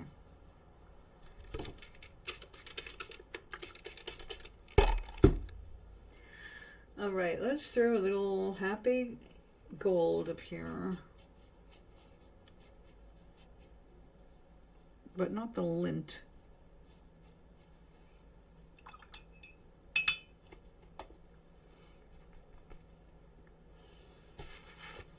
I use an electric kettle, and for coffee I use a pour-through Melita and a little metallized wire basket, so no paper filters. You just pour it through, makes a nice brew. Because I don't drink very much coffee, usually just 1 cup a week. Unless I go out where they have good coffee. Then I will definitely order a cup.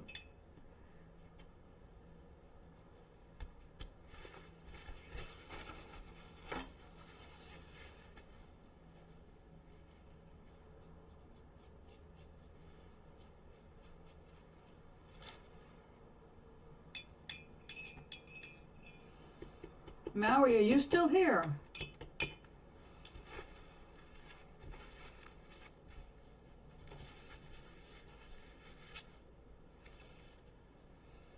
Maui's cat wakes him up at the crack just before dawn to patrol the hallway in his apartment building before he goes to bed. So after he goes out and inspects the area and he's sure there's no enemy cats or anything else, he comes back in and goes to sleep while Maui is wide awake and looking for a first cup of coffee. Oh, do you? Maui is in the kitchen. Okay. Maui sent me a screenshot of his cat watching me on TV and then falling asleep.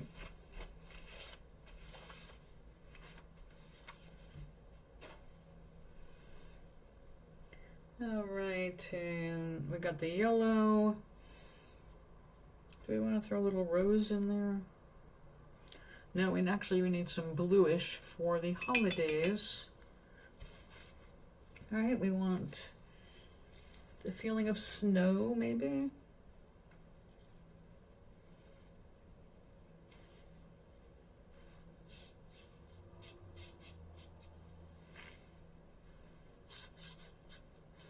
Not dried fast.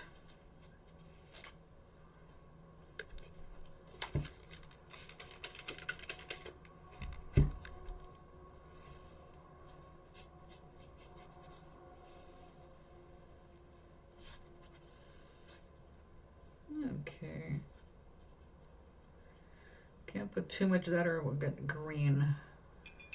I think throw a little rosy in there. A little too much rosy.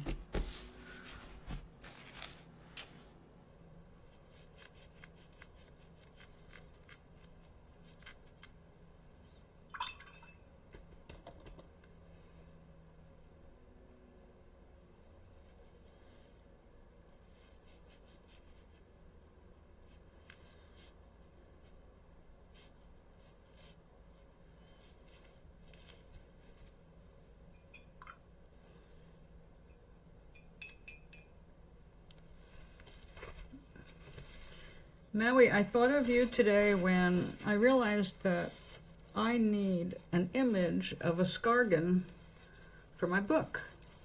So I thought, all right, since I can't afford to pay any artists at this point, I need to learn how to do this myself because I want to make a plate for the book. And I asked Gemini to help me make an image. Gemini spent all its time loading the program. I never did get to play with it. It was like, if it takes this long, I may as well just hire a human. And I hung up on it.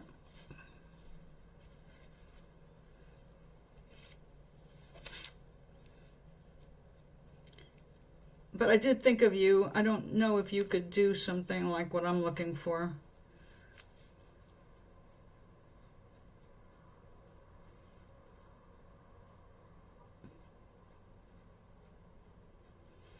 But I couldn't pay you unless the book made money. In which case, of course, you would get royalties. But alas, there's no promise of publication when you write a book. Just the hope.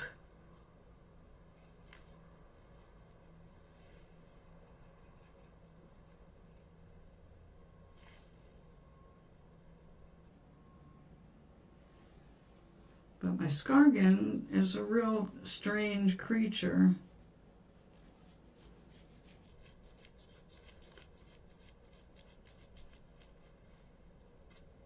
Reminiscent of an alligator.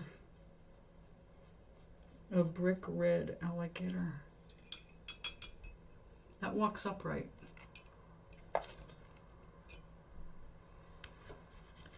You have to take your IA on a date, then it'll do what you want. I'm afraid to ask what you had to do all those pictures of me. Don't answer.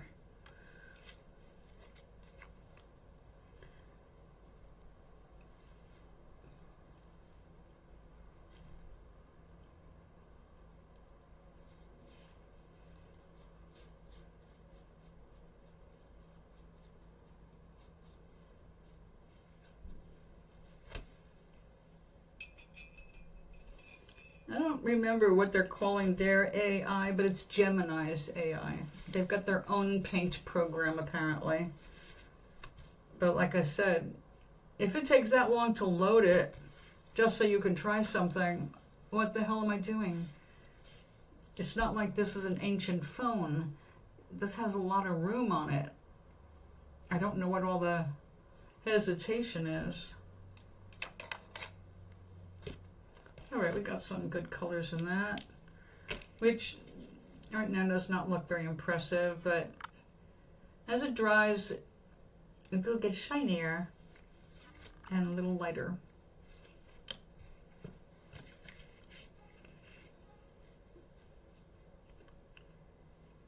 Sure, my AI asked for a lot from me. No, don't tell me. I just want to be able to produce an image of what I'm seeing in my head, which makes it hard because, I mean, I don't need it animated. I just need the picture of it, and it's hard to translate.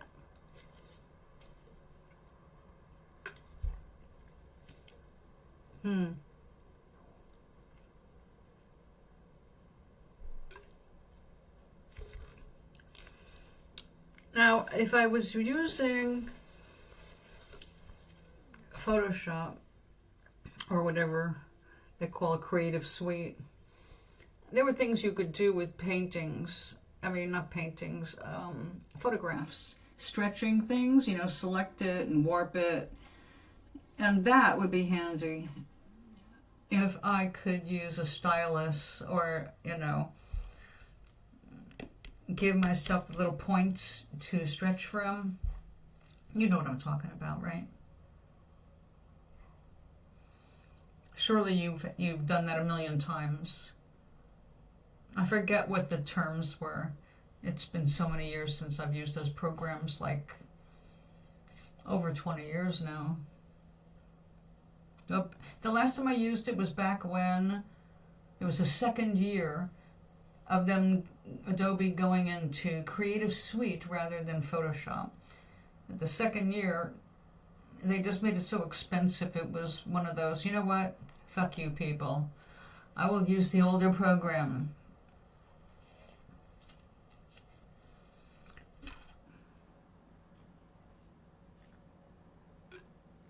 Nodes, that's what they're called, nodes. Then you place your nodes and then you can manipulate everything from there. Tedious but fun. Alright, that is nowhere near enough color. AI blinded me with science, yeah.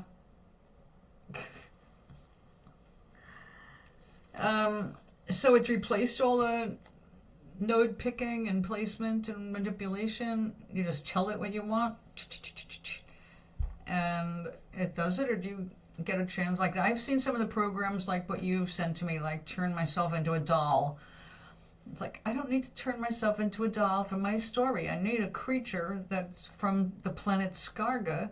I've got very clear ideas about it and important ideas that have to be expressed visually. Now I've described it on paper and described my character, but the species, Skargans, are a very strange species. They're all born as neuters. They're neither male or female. And at some point in their development, things happen. And they're born with tails. But if they become a female at any point in their life cycle, their tail falls off. And they become obviously a female of the species. They don't grow boobs or anything else like that because their way of having offspring is to lay an egg.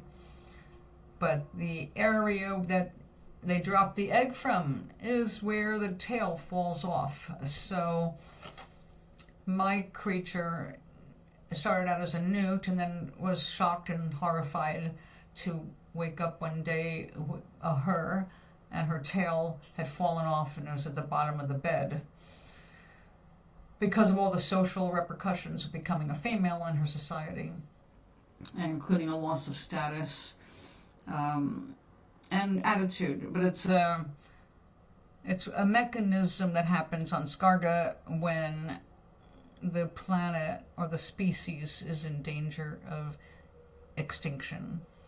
More females are born because the species is getting ready to die off.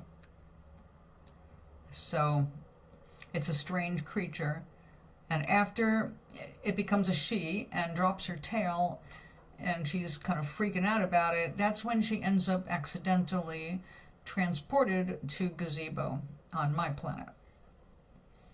So we have a problem.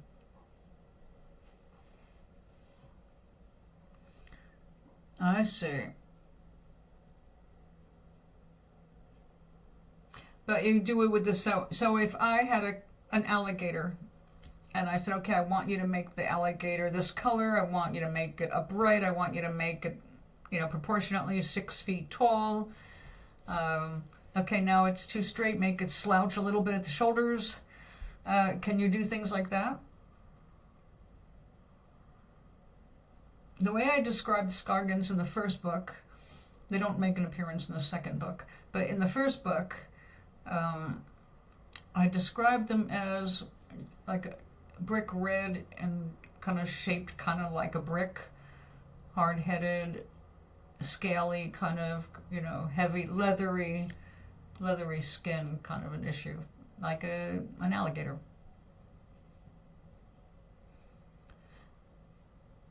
I see.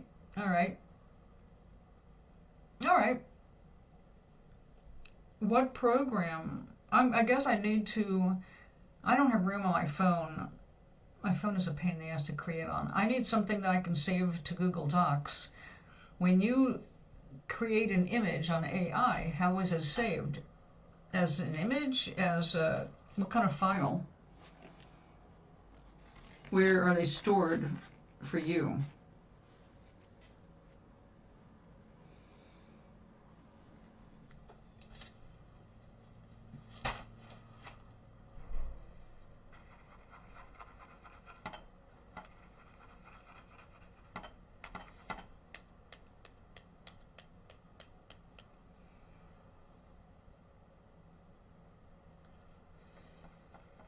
Okay, right now I've got a Kindle. I don't know what I can find. Unfortunately, with a Kindle, I'm stuck with Amazon apps, which recently has become more and more irritating. So when I replace this Kindle, it's going to be with a Samsung Pad. So I can stay Android.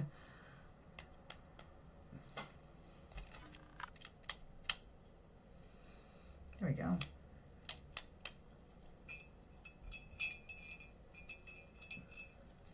Ah, that's where you are. Shit. I set the hair on that brush the wrong way. Short handle, it disappeared on me.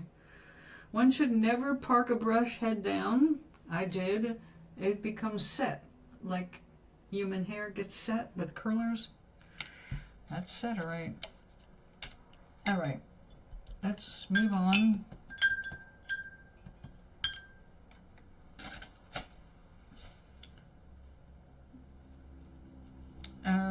Oh, really? So you can do it in your gallery with your photographs? Or can you put it in a doc? I would think so. If it's just a regular.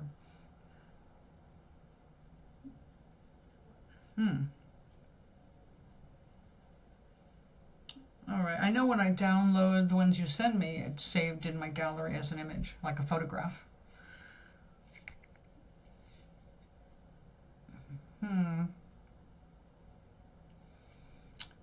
What's the name of mine? I remember seeing a picture of a banana. Introducing Nano Banana Pro. Nano Banana.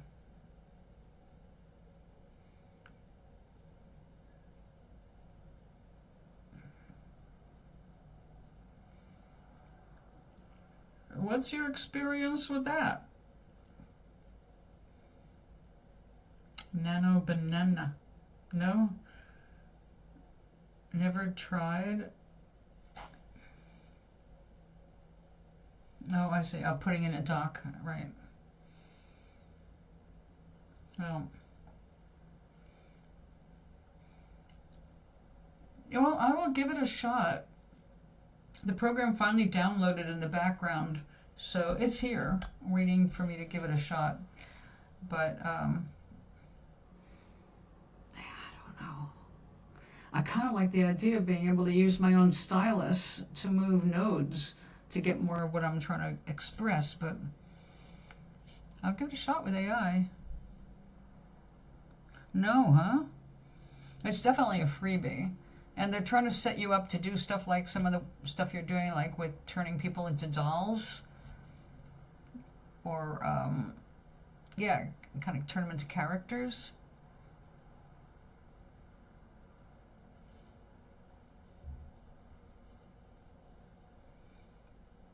That AI version of you was adorable. The one that was very cartoony. VEO3. Oh, well, we're not doing any money spending right now, are we? And the thing is, I'm not planning on getting involved with AI that way. I don't really want to use AI for my images, but I need this. I need to solidify it on paper. So when I'm describing it, I don't have to sit there with a bunch of words, you know? I need to be able to get the idea across what this person looks like without belaboring it. It's so boring just telling people what this is like. But if I have a really good image, I can make reference to something they do with like the horn on their head or their back claws made for certain kinds. I can bring that in without it becoming a burden of description that never ends.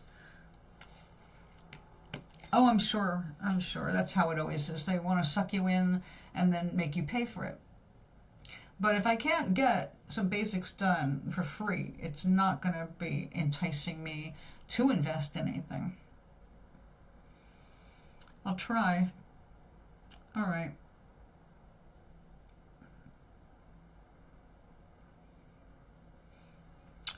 It needs to come across as when my Earthman ends up. So we have the Earthman from England. He ends up on Gazebo by accident because he's having a really bad day. The vibration, everything is working because that magic carpet is waking up underwater, which is part of the story. But you don't need to know that.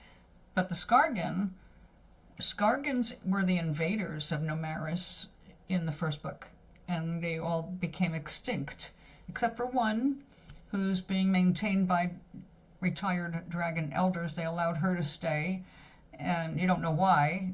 One Skargan remained on Nomaris when the rest left or were killed. So she knows about the existence of Nomaris, but no idea about Gazebo, because back when they invaded, there was no knowing about Gazebo. So she's having a horrible day because she woke up without a damn tail. Suddenly a female. This throws off all her plans because she's very highly regarded in her work as president of advertising, global advertising. Big deal. But then you become a female and they don't listen to you as much and blah, blah, blah. Just kind of like Earth with a bunch of toxic males. But when she manifests onto Nomaris, on Gazebo, after the little British dude does, because he was brought up in a very strict religious household, he's got an image of the devil being this red leathery being, and when she appears, he's going to think it's a devil or a demon because of the description. Also the horrible smell. Skargans smell really, really bad, and because of their very high sulfuric diet on Skarga. Okay. Pollo, like Pollo Loco.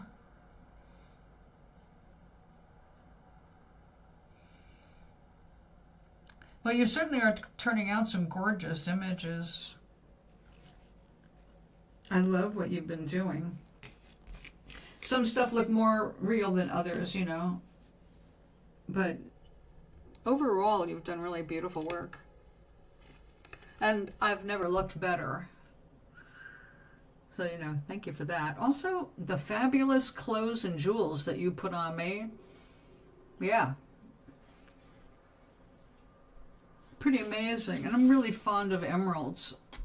So, whenever time you do one that's got a bunch of emeralds, I'm always like, oh yeah, look at that. I'd like to own one of those emeralds. Which will not likely happen. But it's fun to dream. I don't really fantasize about jewelry. It's never been that big a deal. I just like jewelry. But yeah, emeralds, my goodness, they are gorgeous. I almost went for the emerald paint. That's not what I need right now. Although, that does give me an idea. There's a bronze, a little...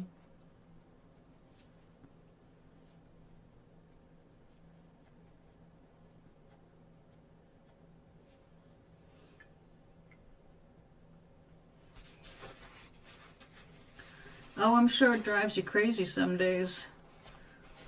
And as soon as you figure out one thing, they change the program or the ed, and there's just always more to learn. That's the cool thing about being human. That's why we like it here. There's always more to do, always more to learn, always more to create. It's endless. Unless we decide to end something. It is really just something that keeps growing. That's why we like it here. There's so much opportunity to try and do different things. Stay already. All right, I have to let that dry before I put my branches on these trees. These are tree trunks. It doesn't look like much. When it dries, it'll look pretty cool. All right. And that, we're going to glue something on, so we're good. All right, you just stay there like that. Are we done with you? Yes, we are. I wish I could reuse this, but I've tried and it's not worked out well. Fortunately, it's extremely thin and inexpensive.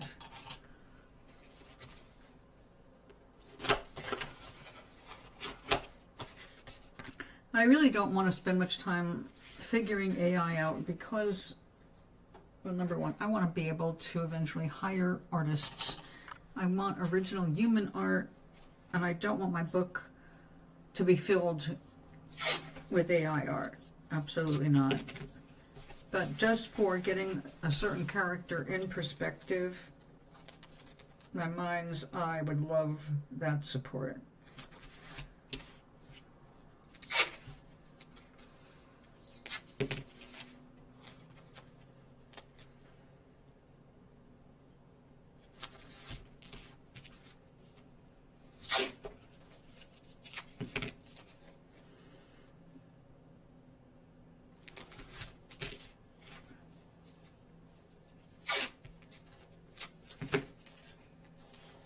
So, you know what? I've been on for a while. It's time to make food. I ordered a giant butternut squash from the grocery store a few days ago. And I think the person who picked it out had a hostility issue. And today, a part that I knew I was already going to have to cut away, it actually had white mold on it. So I had to cut off about 3 inches off the end of a butternut squash. So I'm going to cook that sucker up, make sure I don't lose any more. Because I found that pan frying butternut squash in little bits, you know, like 1/2 inch thick. They are so delicious, especially if you throw a little bit of maple syrup or honey in the last minute for glazing. Oh my God, it's really good. So I'm going to make use of that because I don't want to waste it and find that if I wait until tomorrow, it starts growing something else.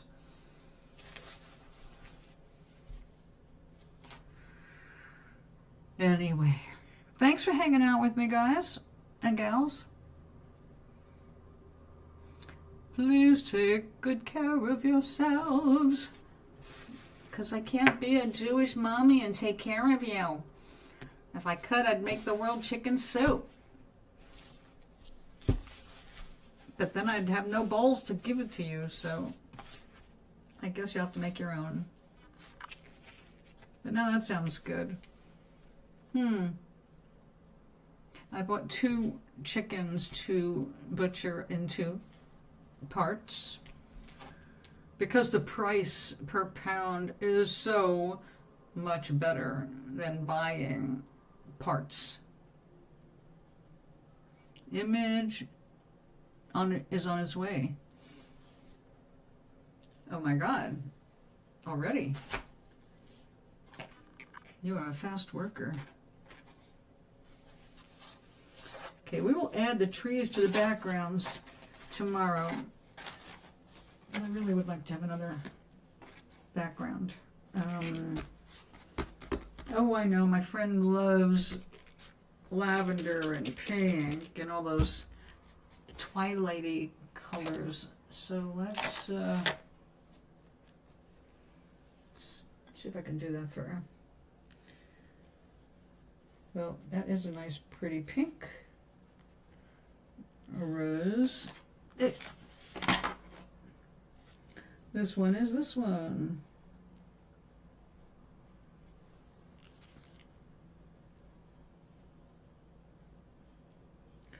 Look at all that mica. We're really just going to flood this because it's drying too quickly. And she loves lavender. Lavender, lavender. I think I've got a better lavender.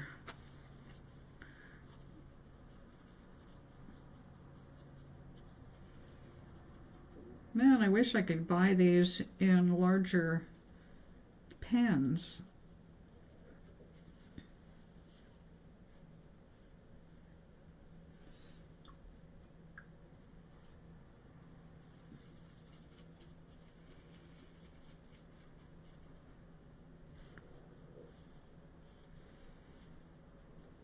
All right, girl, I know you're gonna like that. Those are your colors.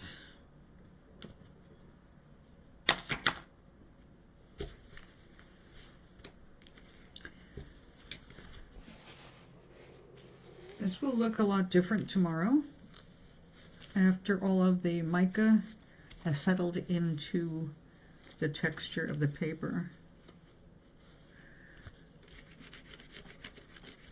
Got a little blending there. Oh yeah, how pretty. Unfortunately, this pad is warped, but I just made it pop up. And I'm watching the mica move around, which is a real cool process.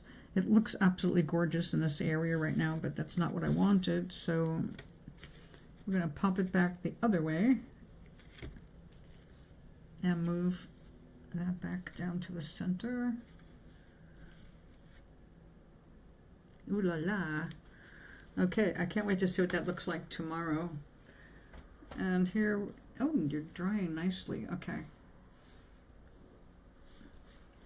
Do I need the tape on this for tomorrow? No.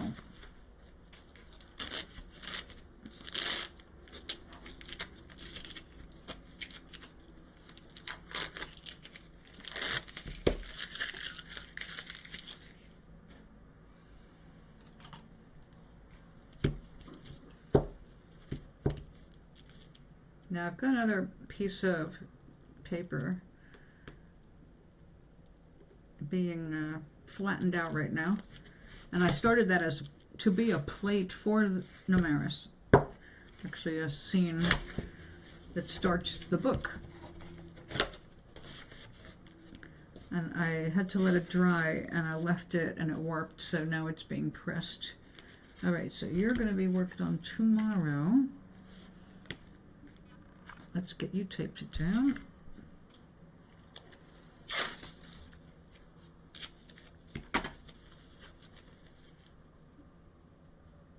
You know, I'm so grateful for having a full refrigerator.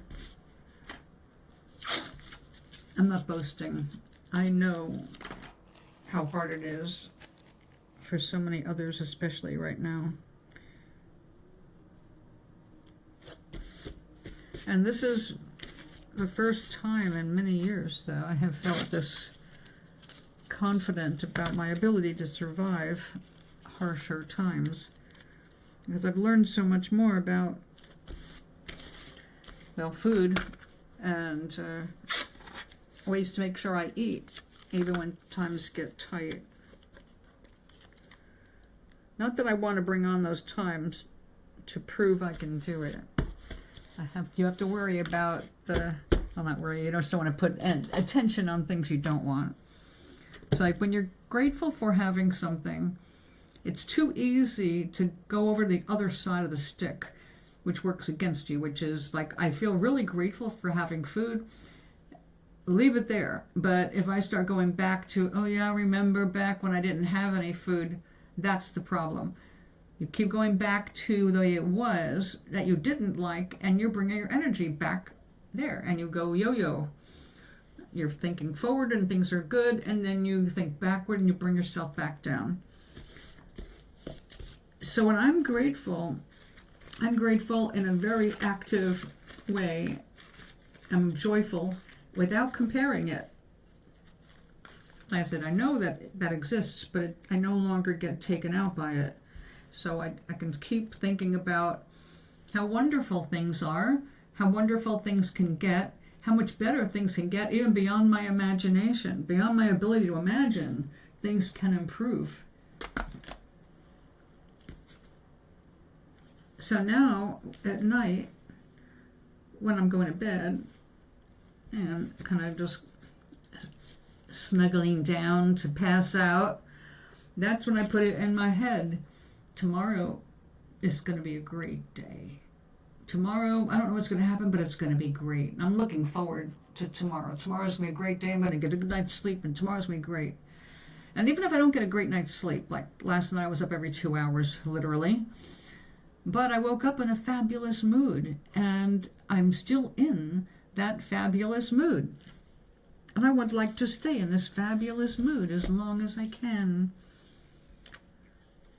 Which means not letting myself get too hungry, because then it's not a fabulous mood anymore. Okay, incoming. Nice shade of hair. A little more blonde, but you know, alright. Let me show everybody Maui. After I get me out of the way.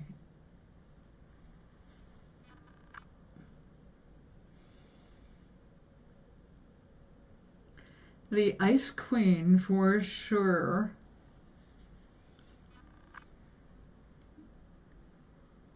What's really funny, what got me started with all the blue was years and years ago when I was an emotional young person on my own.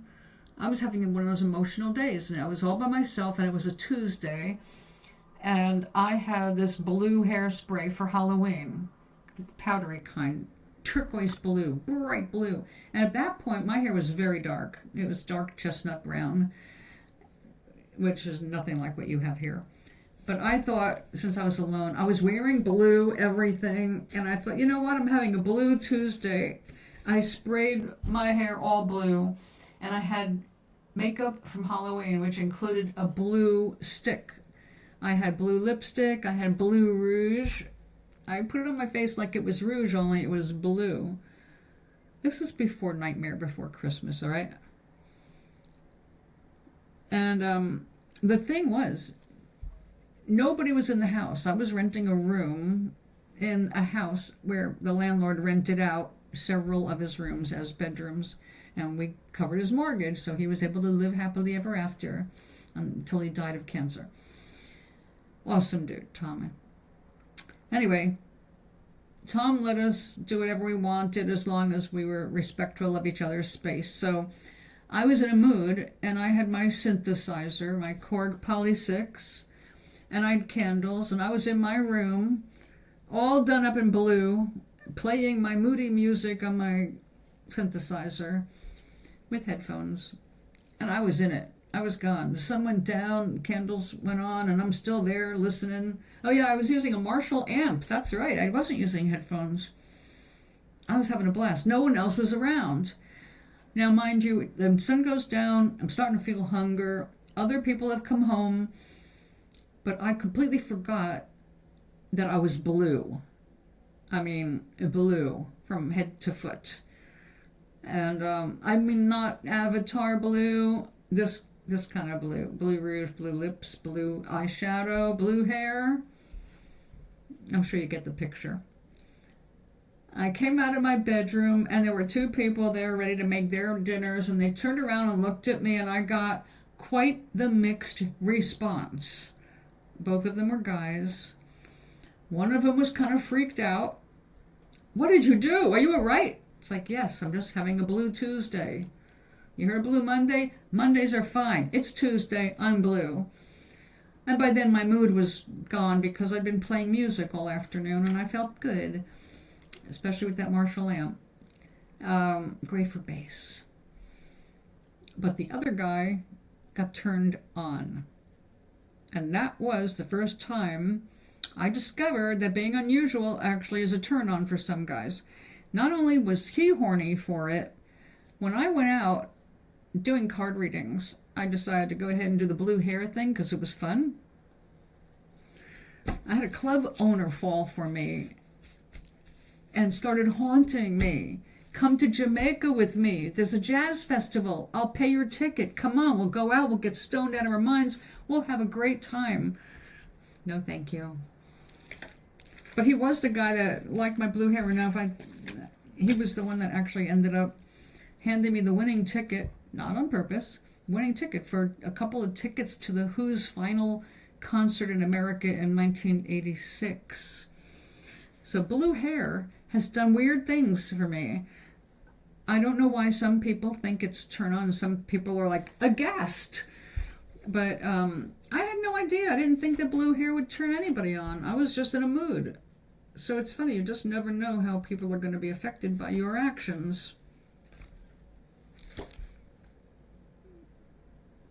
So cool image, Maui. Thank you for all the blue memories. That was fun, and like I said, it was a strange experience to do something that extreme back when people were not coloring their hair except for Hollywood and Halloween. Aside from that, no one did stuff like that, and I wasn't trying to stand out because, like I said, I didn't leave the house the first time. I did that all because I was in a mood, and all I did was stay in my room and play music. But it was pretty freaking hilarious to see the reactions of the... Oh, by the way, the two guys were brothers. It was strange. It was strange. You never know. You never know. That's why it's important to just be you. Be the genuine you, whatever that happens to be. Be the original you. And don't worry about what other people think. Because if you're just being you, you're going to have your own light, your own exuberance, your own energy. And people who are good for you or a good match for you will be attracted by the real you. When we put on a mask to attract somebody or keep somebody, we think, we're betraying ourselves. We're doing false advertising, you know what I mean? It's like, yeah, this is how I am. That's like guys pretending they love to go on hikes because the girl they're interested in dating likes to hike. If you don't like to hike, don't pretend you like to hike. If you don't like fishing, don't pretend you like fishing. Because that person likes to do it for real. And you're lying to them, trying to get yourself accepted. And don't waste your energy. Just be you.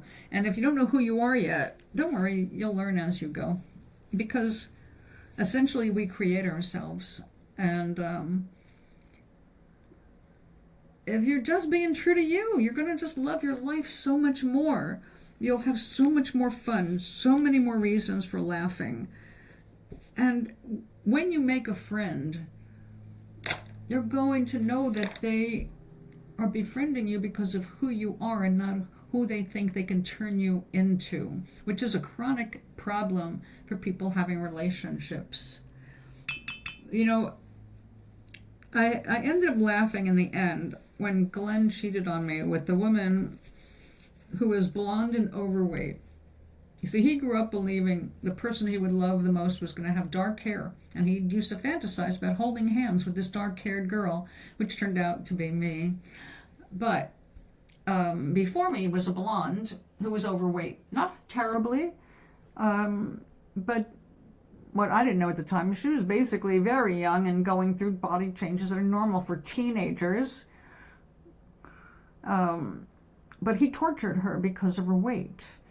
Everything was about her weight.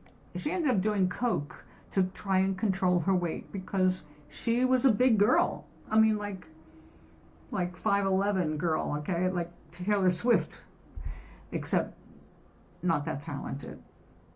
Well, when he cheated on me after 20 years, 22 years almost, the thing that's so funny, and that's why I don't miss him at all, or, well, you can say I might have more sympathy for the girlfriend, although she's no longer his girlfriend, because she was like 30 pounds overweight, and immediately upon arriving in California, he started her on exercise.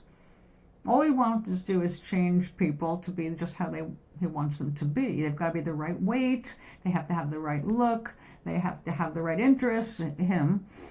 And when I realized it, it's like, yeah, I know it's going to happen. He gave me shit for gaining 6 pounds.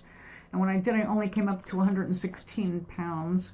And he thought my ass was fat at 116. And then he started dating someone who was like 135. Like, I know what's going to happen to that poor woman. You're going to have her on that bicycle because you want someone to ride your bike with. You're going to have her on that mountain bike. You're going to have her working out. She can't do any of that. She's recovering from her own illness. And I was right. He wasn't out there a whole week before he had her taken down the mountain bike from the hanging up in the garage, and they went mountain biking. I said, oh, that woman doesn't know what she's in for. She thinks he accepted her as she is. He saw a project. By being you. You have to be you. No one's interested in a fake person, male or female. They're good for your ego for the first date or two. And then, well, you've experienced it. You started seeing somebody and then you realized they were cray-cray. That didn't happen overnight. Because when we first meet people, we want to make the best impression. We want them to like us. It's normal. It's human. You want to be accepted, right?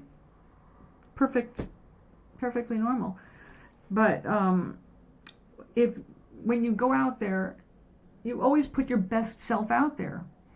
The self that you're not always normally, all right? I mean, okay, here's something that you don't do when you go out on a date. You try not to fart, right? You try not to fart in front of your date. You'll do anything not to fart in front of that date or belch loudly. No adult wants to do that in front of their first date. But you do in normal life. You fart every single day, and if you didn't, you'd be dead. But people try to hold everything back to their normal humanness, like having bad breath in the morning. You know, okay, even if you do the perfect job of cleaning your mouth before bed, in the morning you're going to have some stale mouth. But it won't be dragon breath, because if you did a good job cleaning, you're not going to have that bacteria, so, you know. But we try to be more for the newness of that relationship. That's why I said infatuations usually end around 9 months to a year, because when you start to know a person, you've got to know them long enough for those masks to drop, all the pretend stuff. Yeah, I said I like those movies, but actually I only said that so I could get sex. Well, that's not going to do anybody any good. You only see that so you can get sex, which means you're lying the whole time you're watching that movie with the girl. I mean, you know, it's worth trying that out, but if you're just constantly doing a diet of appeasing the girl's likes so that you can get laid, you're going to end up with no girlfriend, because eventually the truth will out. Now, in the case of Glenn, it took 8 years for him to drop the first major bomb about what he was lying about. 8 years into the marriage, I was in shock. I was like, oh, shit. Really? I had to think about that. So, if you want to get in someone's pants, you got to be a real person. And you got to be clear what you want. If all you're looking for is sex, be clear. If that's all you want, then be honest about it. And there are lots of people who want just that. And I know, because my second husband wanted lots of sex and no kids. And I was fine with that. No kids, we're on the same page. Husband one wanted a kid. That's why we're not married anymore. You don't want kids? It's good. You want lots of sex? All right. But that wasn't enough. I had to have interest in science. I had to be a spiritual person. There were, you know, things you got to know about the person. Like, honestly, you really think I could date somebody who voted for Trump? Or, God forbid, if they still support Trump? You think I would be happy having a meal with that person or waking up next to them? No. Because if you still support Trump, you're telling me what kind of morals you have, which is zero, which means I can't trust you. I just can't trust you. You're going to make yourself happy, even at my expense. So, no. So there's some things that will tip you off about a person right away. Like, no, not compatible.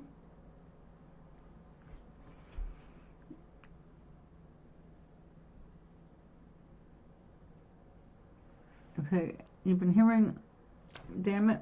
Can you please do a couple of dots? I need to get your conversation above the stupid little heart at the bottom here. But the police have several times, just because of her guy almost got a separation because of, she's a PR lady, but just cray cray. Oh, I see. Yeah, that if you're hearing that name, you know to stay away from her.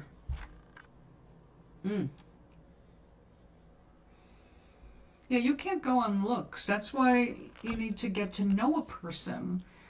And when you get to know it, doesn't mean it's bad if you're incompatible. It just means you avoided something further, like a marriage or living together, where it would really be a mistake. You can date somebody and then realize we're not on the same page in something or some things that are really important to me. And so it's a no-go. We're not going to continue this relationship because we're really very different.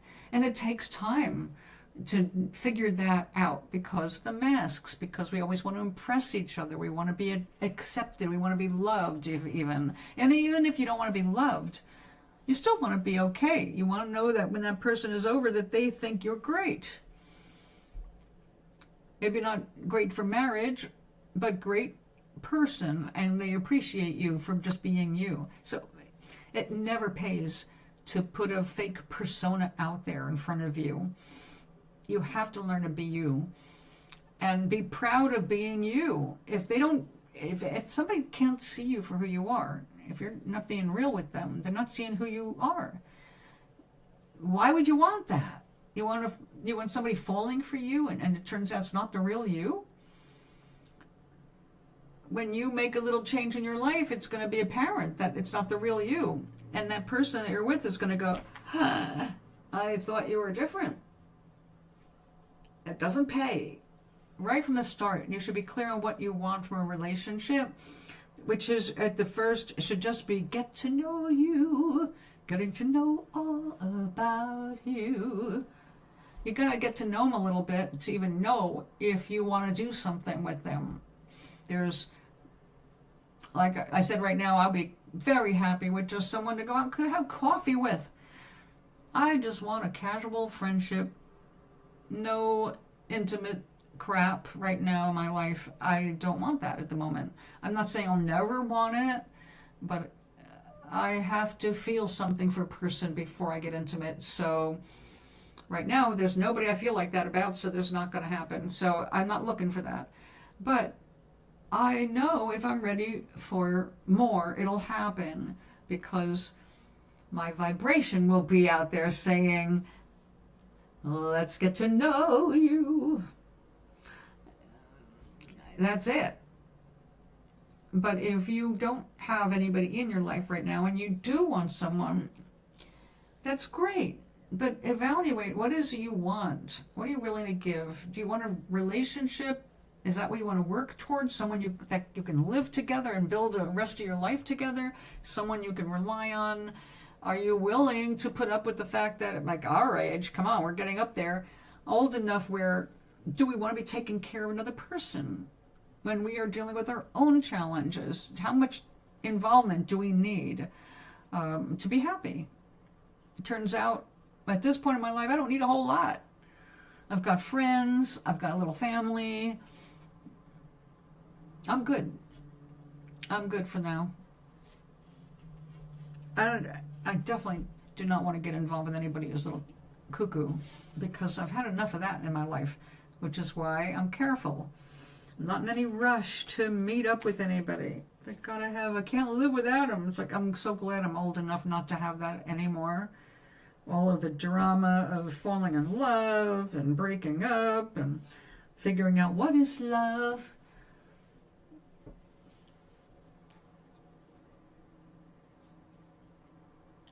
Yeah, I'm really grateful to just be relaxed about life in general right now.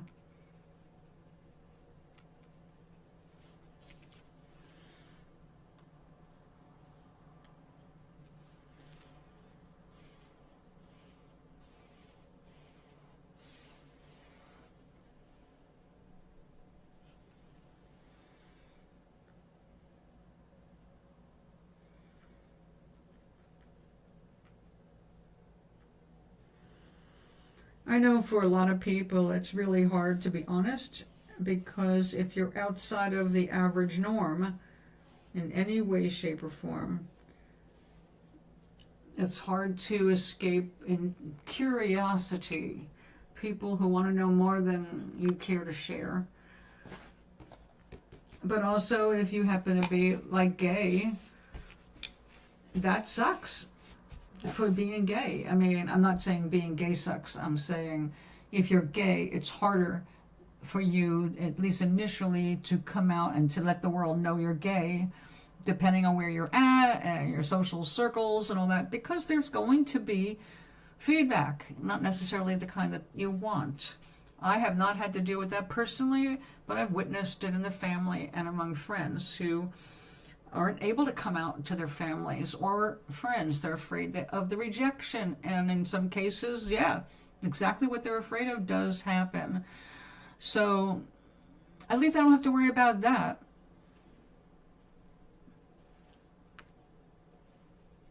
Oh yes, lots of vampires, energy suckers. Yeah, I just don't have time for them.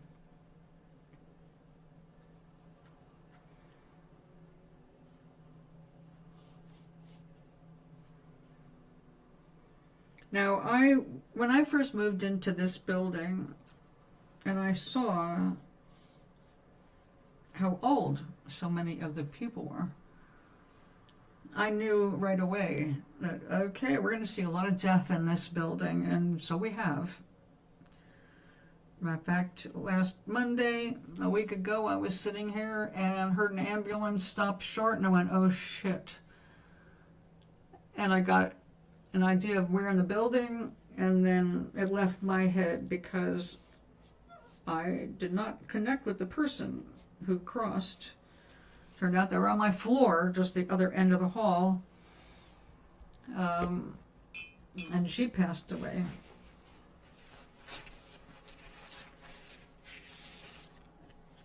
I forgot what the point was. Well, when I moved in, I saw, okay, we're going to lose a lot of people, and also we had a lot of gossip. You've got your share of crazies. You got your share of, oh, we got a woman here who's always been a mouth, but now she's got Alzheimer's, and it's getting bad now.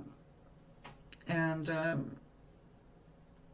now I have no problem putting in her place, especially since she will not remember the next day. But I just avoid it. It's depressing. It's not like we ever became good friends or anything, because I found her to be racially insensitive, to put it politely. So I've generally just not had anything to do with her.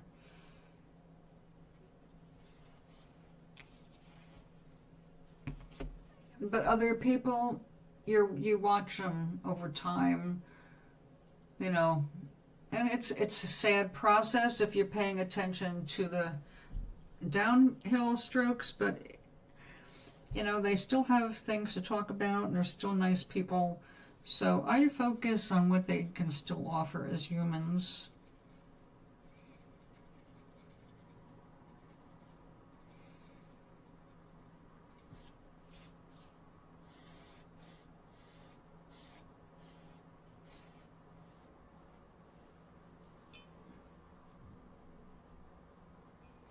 But I also noticed all the vampires, the energy vampires.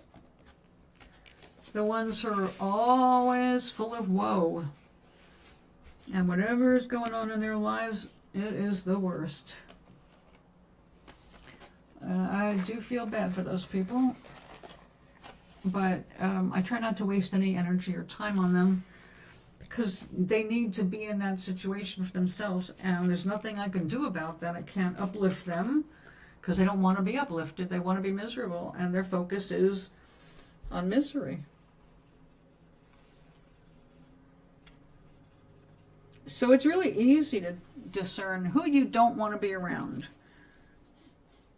It's a little harder to discern who not to trust or trust. But you do get a sense pretty fast about, do I want to be around this? Yes or no? Does it feel good to be around this person or no? If it doesn't feel good to be around that person, that's an automatic no. You don't have to analyze it. It's just not for you.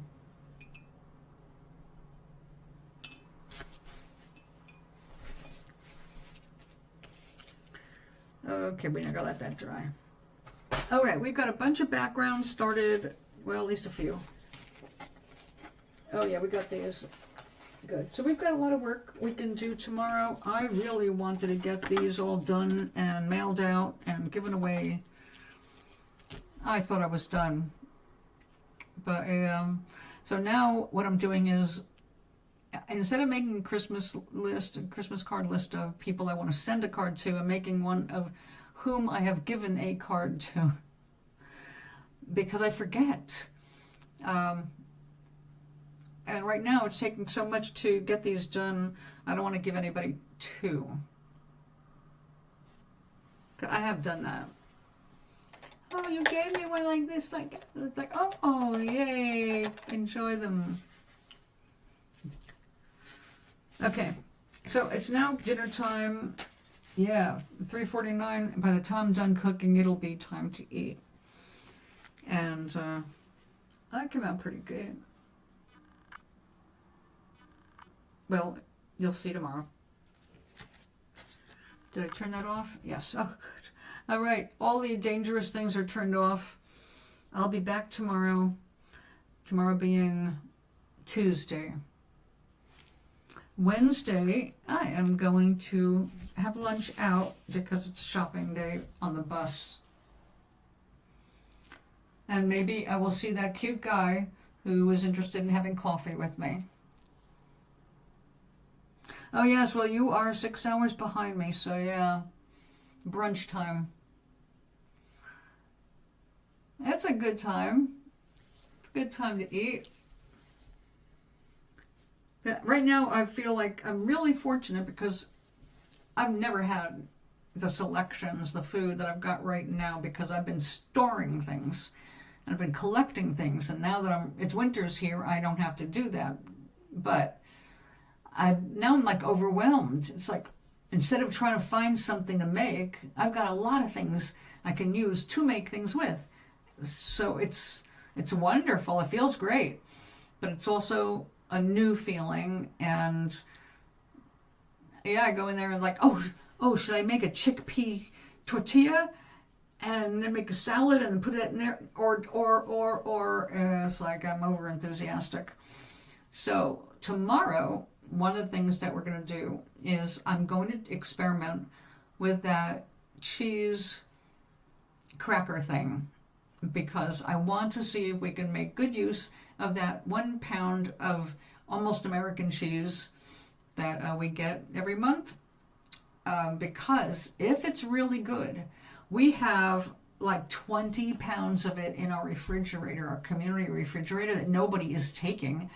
And since the expiration date was May, I'm like, we need to hop on this. If we can find a way to use this cheese, we need to not waste it, because we can't afford to replace this cheese, and we don't know if we're ever getting it again. So let's use it up.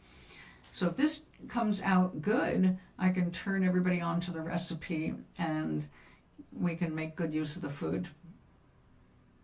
Oh, by the way, the cheese thing I'm talking about, the original recipe is called Cheese Dudes. Like cheese dudes, like, hey dude, cheese dudes.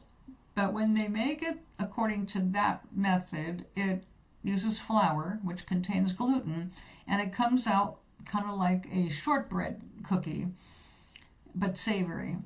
But if you do the gluten-free version, it spreads more and gets to be a cheese crisp, which is definitely way better in my estimation. So we're going to do that. We're going to make cheese crisps, and I can't wait to give them a shot. I actually have all but 2 ingredients to do it, but when I go to the store on Wednesday, I will hopefully find those 2 ingredients. I'm going to a rather fancier grocery store.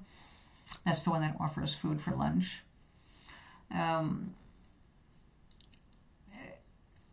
It's a good store. They've got good vegetables. It's my favorite place to get vegetables. Is that Duke? That's funny. Well, you know, I do love cheese,